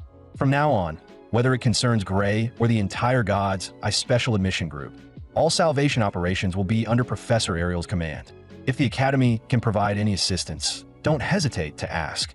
Hearing this, both Gray and Ariel froze for a moment. The Dean was effectively granting Ariel full authority. They exchanged a glance. Unmistakable joy reflected in both their eyes. The Dean continued, Now let's head to the underground special medical ward to examine Diber. I'll need your eyes. Come with me. And so, Ariel left together with the Dean. In the blink of an eye, 3 hours passed. The moment her investigation concluded, Ariel immediately summoned Gray. According to the analysis, the power used within Diber was almost identical to that of the Purger. The energy Diber unleashed matched exactly what they had previously observed in the laboratory. There was no doubt. He had used the same type of crystal originating from that research facility. Still, Gray couldn't help but wonder, what exactly had Diber gone through? The next thing Ariel said was shocking. In truth, that man had already been dead for a long time. His soul retained nothing but the ability to receive and execute commands. Once that power was activated, Diber lost all control. Everything stemmed from that force. It's possible that the moment the power was implanted into him, the person known as Diber ceased to exist. As for why he came specifically to challenge you, it's because you were marked. It was retaliation carried out after Professor Bradley was killed. At that point, a critical question formed in Gray's mind. If Diber had been tampered with only after Varian's death, then that meant a third party was involved. Ariel, sharp as ever, had already reached the same conclusion. Exactly. There's something much bigger hidden behind this. I'll keep digging into these connections, but it will take time. Her instincts told her that the Academy itself was likely entangled in all of this. The World Union Academy was far more complicated than it appeared on the surface. Gray said he understood and asked her to let him know if there was anything he could help with. Ariel rested her hand by the window, feeling the lingering warmth of the setting sun. She thanked him softly. Without you, this situation would have ended in absolute defeat. There's one more thing, she added. As for your power, it seems you've learned how to use it without damaging your soul. Gray scratched the back of his head, slightly embarrassed. But the backlash on my body was worse than before. What Ariel said next, however, left him puzzled. She told him not to worry, because the Sword Saint had already advanced his training to the next stage. Joy surged through Gray. Could that really be true? This time, it was entirely thanks to the Sword Saint. Without him, Gray wouldn't have grasped the deeper momentum of that power. Ariel nodded. Yes, He'll personally guide your cultivation. As long as you train with him, you'll learn to control that power far better than you can now. The very next day, Gray began training with the Sword Saint. This time, countless mannequins stood erected around him. From behind, the Sword Saint called out loudly. Training in a place like this is both dangerous and agonizing. If you're willing to take more time, there are safer options. Are you sure about this? Behind him, several professors were watching closely. By now, they were taking Gray very seriously. Gray nodded, making it clear that only this kind of high-risk training could truly draw out his power. Seeing his resolve, the Sword Saint stopped trying to persuade him. In that case, begin. Gray slowly closed his eyes and adjusted his breathing. He recalled the Sword Saint's earlier words, become the sword. A lone sword. Remember that sensation. Gradually, that mysterious power surfaced along his blade, and before he realized it, the power had already spread throughout his entire body. At that moment, Gray opened his eyes. The training had begun. With a sharp whoosh, he swung his sword, and every mannequin before him shattered instantly. The strike was impossibly fast. Once that power enveloped the blade, even a casual slash was enough to destroy them completely. Wherever his figure passed, a light cut was all it took. Mannequins ahead collapsed into fragments. His goal for the day was simple: destroy everything, and do it within the shortest time possible. The other professors stared in shock. His speed was almost unbelievable. The Sword Saint, however, wore a different expression, far more complicated, because he had already identified the core of Gray's problem. Just then, Gray swung his sword toward another mannequin. In the next instant, his body split open again, blood bursting from fresh wounds. Even so, Gray knew he absolutely could not stop. Gritting his teeth against the pain, he swung once more. After that strike, his body finally collapsed. That was when the professors behind him stepped in, spreading their hands as healing magic surged forth to restore his body. As the healing magic flowed into him, the blood on Gray's forehead slowly faded away. He looked as though nothing had happened at all and thanked them. The Sword Saint laughed loudly. Not bad. You lasted a little longer than last time. With enough repetition, your body will eventually learn how to withstand the backlash. Gray flexed his wrist, finally realizing something he had overlooked while fully focused moments earlier. At the time, he had been in a near berserk state, which was why he barely felt any pain. But the truth was the opposite. Using that power was excruciating. The Sword Saint walked toward him slowly. Pain and torment mean you're pushing past your limits. That said, I know this kind of training is excessive. Whether you continue is still your decision. Gray answered with action. Overtraining or not, he had to keep going because he simply didn't have time to spare. He asked the Sword Saint to run it again, determined to force his body to adapt as quickly as possible. Just then, the sharp sound of high heels entered the training ground, cutting them off mid-moment. It was Professor Ariel, and she clearly wasn't pleased. She stated firmly that this training could only be done once per day, for Gray's own sake. Repeating it could cause lasting damage. Gray insisted it was fine. His body had already been healed by other professors, and training this way shouldn't harm his soul. Ariel disagreed. Physical injuries could be healed, but taking another heavy hit before his mind stabilized would be dangerous. At that point, it could even affect the way you swing your sword. Gray understood this better than anyone. He'd experienced it firsthand before. That lingering issue was exactly why he had once failed to unleash his full power. The Sword Saint spoke up. Honestly, this is a relief. Even I can't repeat this kind of training multiple times a day. So listen to Ariel. With a loud crash, he dropped the armor in his hand onto the ground, the sound making its weight unmistakably clear. One of the professors asked in confusion, Gray, why are you in such a hurry to grow stronger? You're already powerful enough. Ariel quickly stepped in. That's on me. I dragged Gray into the conflict surrounding Professor Bradley, and now those in the shadows see him as an enemy. The Diber incident was only the beginning. Someone is moving within the Academy's shadows, and the criminal group Blood Wipers, who may be after Bradley's magical catalyst, could strike at any time. Even isolating Gray in a heavily guarded area wouldn't guarantee his safety. The only solution is for him to become stronger himself. That's the only path to survival. After hearing that, Gray placed a hand over his chest.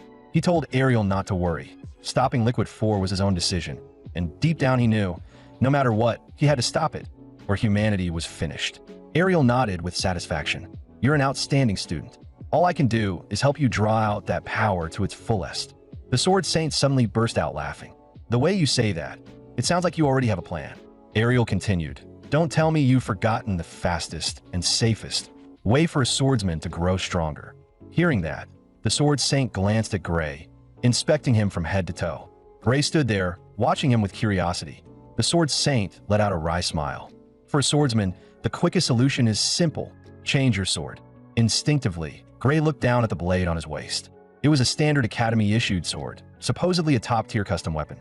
Ariel explained that while the sword was top-tier, that was only by first-year standards. It simply couldn't withstand Gray's current power. Gray glanced down at the blade in his hand. Sure enough, chips and cracks had already formed. Just as Ariel said, his present strength could easily destroy it. Ariel chuckled. No need to worry. I'll take you to my vault and let you choose a truly high-grade weapon. The Sword Saint paused in mild surprise. You mean, you're really going to pick one from there? Ariel waved it off. It's fine. Gray has more than earned it. She lifted her hand and sliced through the empty air. In the next instant, a blinding blue light burst forth. Gray stared at Ariel in disbelief as a doorway slowly materialized in midair. Ariel turned back with a smile. Gray, why are you just standing there? Come in and pick a weapon already. The moment he stepped inside, Gray was stunned speechless. Piles of gold coins filled his vision, along with all kinds of strange blueprints, wealth that generations could never hope to accumulate in a lifetime. And before long, he would be choosing a weapon from this very vault. The place was so vast that even Ariel herself momentarily lost track of where the sword section was. Gray stood frozen, overwhelmed by the sight. The Sword Saint spoke slowly. What you'll do today is simple. Choose a sword. He told Gray not to hold back and to pick the very best. This chance would come only once. Surrounded by master-crafted weapons, Gray didn't even know where to begin. Ariel laughed softly. Sometimes having too many choices makes things harder. Ideally, I want you to test every sword here at full power. But given your unique strength, we can only test one per day. So let's shortlist a few. She picked up the sharpest blade in sight. We'll start with this one. The moment Gray held it, he felt something was off. It was far too heavy, severely affecting his speed. Ariel was well aware of that, but its cutting power was exceptional. With a snap of her fingers, a wooden post appeared in front of Gray. Gray swung his sword. With a thunderous crash, the post was smashed to pieces. The blade truly lived up to Ariel's description. Gray was stunned. It was the sharpest sword he'd ever seen. Still, both Ariel and the Sword Saint felt it wasn't quite right for him. Its power was undeniable, but in real combat it might prove too unwieldy. No matter how sharp a sword was, missing the target rendered it meaningless. Gray disagreed. Against massive, cumbersome enemies, divine beasts, or even structures, it could be the perfect weapon. Ariel told him not to rush. She would also give him a magic storage pouch. As long as he carried it with him, the sword wouldn't be a burden. Gray couldn't help asking, "This sword, it's not something you can just give away, is it?" Ariel laughed. "What are you talking about? It's just been gathering dust here. Isn't it better for it to be used by someone who needs it? And when you face the enemies behind Varian, who's really summoning the Purger? Can you say for sure you won't regret not having it?" Thinking it through, Gray had to admit she was right.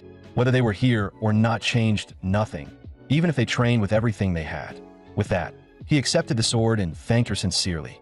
The Sword Saint stepped over and warned him, "Unless you plan to actually use it, try not to let others see you wield that blade." The remark puzzled Gray.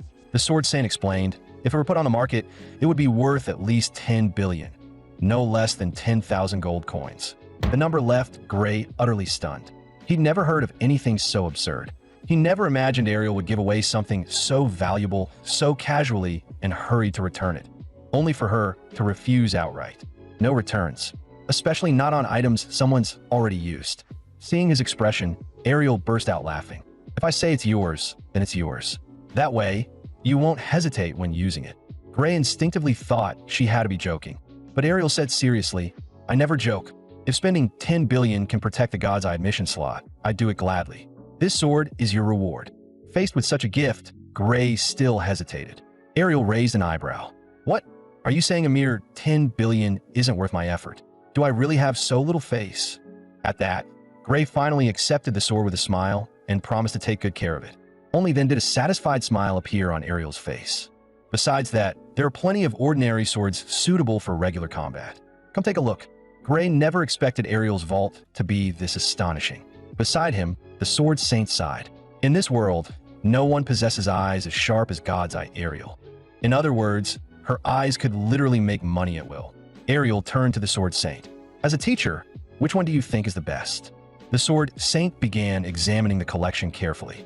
His gaze soon settled on a sword with a golden hilt. "Gray, try this one." See how it feels. Gray took the sword and inspected it closely. With a sharp whoosh, he swung at once, and the sensation was incredible. The blade felt remarkably light. He followed up with several more swings, the air tearing cleanly with a crisp, satisfying sound. After more than 20 consecutive swings, the sword felt increasingly comfortable in his hands. It was a well-crafted blade, yet something felt off. Was it simply unfamiliarity? The sword saint, having observed everything, spoke up. "It doesn't suit you. Try another." He stepped aside. This one was created for experimental purposes. It might be a better match. Tilting his head, he gestured. "I think you'll like this one." When Gray saw the blade, he froze for a full 2 seconds. It was clearly special, drawing him in immediately. The moment the sword saint introduced it, Gray stopped cold. This sword was anything but ordinary. The sword saint told him to pick it up and feel it out. The instant Gray grasped it, his eyes widened. It was far lighter than expected, and he quickly noticed something else. The blade wasn't sharpened at all. The sword saint explained, "This sword was designed to test new technology, not for combat. It's an unsharpened block of steel, but incredibly durable." "Gray, this one might truly suit you." Gray asked, "So you're saying, with my current power, I don't actually need sharpened blade?" The sword saint nodded. "Exactly. I doubt any blade, no matter how strong, can truly contain your power." The sword saint studied Gray. "If you continue to grow stronger, then every sword here may eventually become a hindrance rather than a tool. In that case, wouldn't it be better to imagine a future where you no longer rely on a blade's edge to fight?" After a moment, Gray slowly handed the sword back. In the next instant, the sword saint struck once, cleaving the iron post apart effortlessly. Was this the true level of the sword saint? But that wasn't the end of it. Moments later, the shattered metal began to change, melting into a cement-like slurry. Gray was completely stunned. This wasn't just cutting through steel, it was total destruction. Ariel sighed. "You just showing off, aren't you?" "Personally, I think Gray should keep using a sword. Still, testing it won't hurt." She then asked, "Anything else you want to try? If you're interested in weapons beyond swords, I can show you other sections." Gray glanced around and shook his head. "I'll pass. There are simply too many weapons here. Testing them one by one would waste too much training time." He decided to test a few more before leaving. His eyes fell on a red blade, lighter than the first and seemingly sturdier. Gray started toward it. Suddenly, he stopped. His gaze shifted elsewhere. He sensed something unusual. Looking up, he saw a slender white sword, long and narrow. What unsettled him was the strange familiarity. It felt like he'd seen it before. He asked Ariel, "Do you know anything about this sword?" Ariel thought for a moment. It was left behind by a former student after graduation. Not a legendary blade, but very well made. That answer only made Gray more eager to test it himself. Gray reached out, and the moment his hand closed around the hilt, the sensation was incredibly comfortable, as if the sword fit his palm perfectly. He walked over to a wooden post and gave the blade a light shake. In the next instant, he swung down hard, slicing the post cleanly in half. The result caught even Ariel and the sword saint off guard. Gray himself was overjoyed. He hadn't expected the sword to match him so well. It felt as though he had been training with this blade since the moment he was born, the familiarity etched deep into his instincts. Ariel burst into laughter as she walked over. "Looks like you really like that sword, Gray." Gray nodded, clearly pleased. Staring at the blade, he spoke softly, the excitement impossible to hide. It was the best-fitting sword he had ever used in his life. Ariel waved a hand. "Then keep going. Let's see whether it truly matches your power." That made Gray hesitate. "Wasn't this sword left behind by one of your students? What if I break it?" Ariel shook her head. "Don't worry. Compared to collecting dust on a shelf, I'm sure this sword would rather be used by you." Thinking it over, Gray had to agree. No sword wanted to be forgotten in a vault forever. He then asked, "Who was the alumnus who forged this sword?" Ariel answered, "His name was Metalum." The moment he heard that name, Gray froze. Of course he knew it. The greatest magic sword master in history, Metalum Norlum, hailed as the prodigy who broke blades.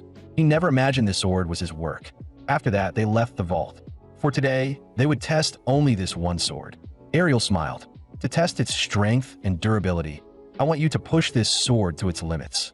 She handed the blade back to Gray, and seeing her relaxed expression, a subtle ripple stirred in his heart.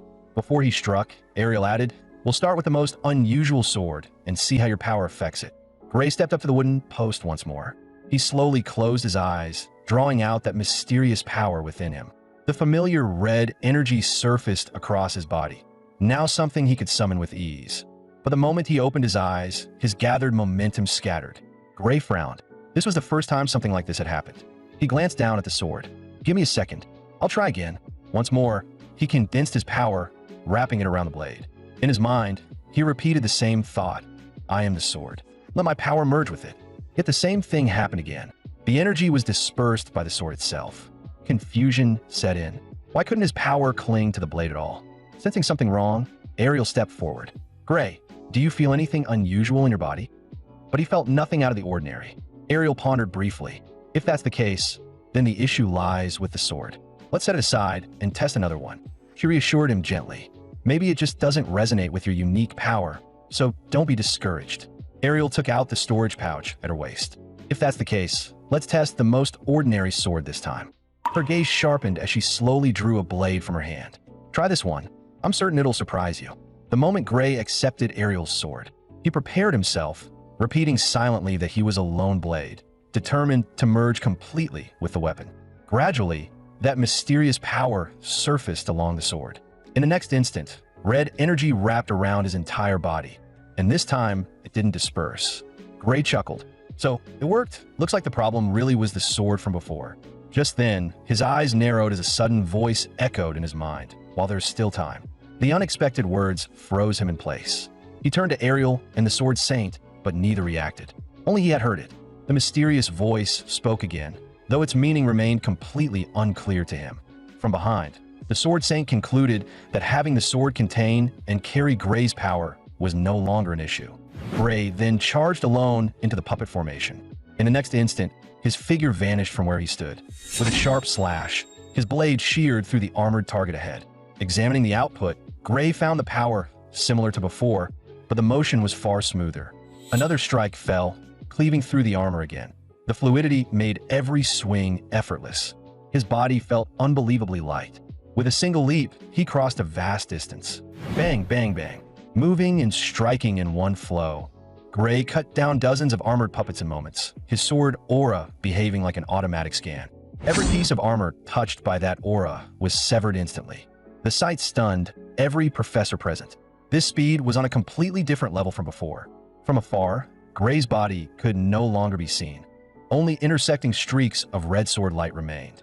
It felt as though he were flying, complete freedom pushing his state to its peak. With a heavy clang, another slash took an armored head clean off. His gaze sharpened as he prepared to push further, to test his absolute speed limit. The next second, he froze. Every wooden post ahead had already been destroyed. That surprised him. The objective was complete, yet time felt unnaturally short. He scanned the area. The number of targets matched before, but his speed had more than doubled. In the same time frame, he would have cleared only half before. Now he had wiped them all out. Watching from afar, Ariel fell into deep thought. She called out to Gray, but received no response. That unsettled everyone. Why was he still standing there, unresponsive? Realizing something was wrong, Ariel shouted toward him, "Gray, can you hear me?" At the same instant her words fell, the sword slipped from Gray's hand and hit the ground. He suddenly spat out a mouthful of blood, his body bending forward uncontrollably. Seeing this, all the professors cast healing magic at once, determined to keep Gray safe. A powerful restorative force wrapped around him, allowing him to stand again. Even so, his body was completely drained. The situation confused him. It hadn't been as severe as last time, so why couldn't he exert any strength? The Sword Saint told him not to push himself and to return with him first. Ariel assessed the situation. Even with healing magic, excessive blood loss will drain your stamina. You need rest. The Sword Saint commented that Gray had broken through a limit that shouldn't have been possible, a good sign, but not one to force further. Ariel then crouched down to pick up the long sword, warning that acting without a dedicated healer was extremely dangerous in real combat. She gently swung the blade and activated God's Eye, carefully examining its condition. Ariel was astonished to find that even after such intense testing, the blade didn't bear a single scratch. This was truly a rare weapon. Whoever the student was who left this sword behind, they were clearly no ordinary individual. What troubled her more was the blade's glow. It seemed brighter than before. Was it just her imagination, or was this a weapon capable of growth? Ariel examined the light reflecting off the blade more closely, and the longer she looked, the more something felt wrong. In the next instant, she spun around sharply, her gaze locking onto the distance she had sensed killing intent. Gray asked in confusion, "Professor, what is it?" At the same time, a thunderous explosion erupted from the direction of the teaching buildings. The shockwave roared past, whipping Ariel's hair violently into the air. Gray and the Sword Saint were both stunned by the sight. What on earth was happening? Another deafening boom followed as chunks of debris crashed down in front of them. Looking up, they saw that the front of the World United Academy was already engulfed in smoke and flames. Students were fleeing in panic, terror written all over their faces. Some instructors had already activated barrier spells, prioritizing the protection of nearby students. The scene left Gray momentarily stunned. It had all happened far too suddenly. The Sword Saint spoke slowly. That area houses the Academy's hazardous materials vault. Soon, Gray noticed an eerie red flame raging within the wreckage. This explosion was clearly deliberate. As the metal structure shattered, the Sword Saint caught sight of traces resembling teleportation magic. Are they actually daring to raid the Academy's headquarters? One of the professors immediately objected. The treasury walls were protected by powerful anti-teleportation wards, capable of resisting most explosive spells. Only Ariel grasped the true nature of the situation.